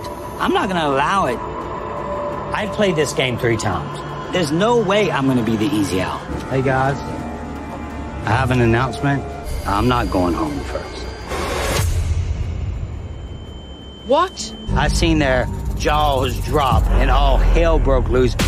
So you had that on day 1? I had that on day 1. My head's spinning. Like, this has changed everything. Finished that ahead of everyone for 3 days at least. I get the line of thinking here. If he can have them all think he's going to play it, then he won't have to. However, they're not idiots, and he may have been better off keeping this to himself. Information is king on Survivor. This season's storytelling, like Redemption Island before it, loves to clown on Russell at any chance they can get. As pretty much every time he talks about how amazing he is, we then immediately cut to someone else saying Russell sucks. It happens quite a lot. He then gets the winning point for the tribe in a challenge that clearly should have been on the Rob versus Russell season. Back at camp, he has a new strategic move. You see, Russell is no longer married, so the wedding band he is wearing is fake. In fact, he brought multiple copies of it to convince people to align with him because he hands them a ring as a sign of trust. Though I guess if anybody talked to anybody else, they figure out that Russell has multiple wedding bands, but it's like brilliant, but then Russell executes it and it's like, oh yeah, here's the flaws. Also, no one really cares because he's Russell and they're all sus of him. He's even so cocky as to scheme and plot by the campfire by the shelter at night with Damien as everyone wakes up and quietly listens to what he thinks they cannot hear. Their tribe loses immunity and the writing is all on the wall. He needs to play his idol or else he's gone. Russell says they don't even know that Lucifer is walking around here, referring to himself as the devil, and these idiots don't even know it. That's what he says about them. Funny thing is, they do know it. They all know it. He wears his idol around his neck to tribal, and then... But today, everybody had to play, and I started seeing people play. That's a bit different to what Russell told me on the beach this afternoon. Russell said to me that none of us could play this game. Yeah, because y'all wasn't playing the game. Nobody was playing the game. The game you want to play. Yeah. If I'd have just sit around the campfire, I would be gone. So the reason I'm not going is because I play hard. Well, you haven't won yet, mate, so maybe change it. Well, I have to address the elephant in the room, the idol around your neck. Yes, I thought it looked good with my outfit. What do you think? Why are you wearing it tonight? Because I'm playing it. Well, I guess the idol has to be played tonight, huh? Some of the other players then reveal how he has been overly aggressive and how they even overheard him while they slept. Russell is unfazed, so they all go to vote and... You've played the game 3 times and never won, mate. Maybe go home and review it and try again. If anyone has a hidden immunity idol and they want to play it, now be the time to do so. Once the votes are read, the decision is final. Person voted out be asked to leave the tribal council area immediately. First vote. Damien. Damien. Shane. Shane. Jackie. Jackie. Jackie. Jackie. Russell. Russell. Russell. Russell. We're gonna re-vote. Russell and Jackie will not vote. Everyone else, you can only vote for Russell or Jackie. Russell. Russell. Russell. Russell. Russell. 5 votes, Russell. Second person voted out from Australian Survivor Champions versus Contenders. Russell. Russell. The tribe has spoken. So I've been voted off with an idol around my neck. Some people may think that, dang, that's a stupid move. Why didn't he play it? My best move was not to play it. I made the right move. It just didn't work. 2 episodes, count them, he lasted 2 episodes and left with an idol around his neck. Wow. The show took advantage of the time he was here though, as he got 24 confessionals over 2 episodes. Keep in mind, Natalie White got 15 for her winning game in Samoa. So what do you think about Russell Hantz? Do you want to see him play again? Would he actually improve if he played a 5th time? Let me know down in the comments below. Thanks for watching and doubly thanks for liking and subscribing. See you all next time.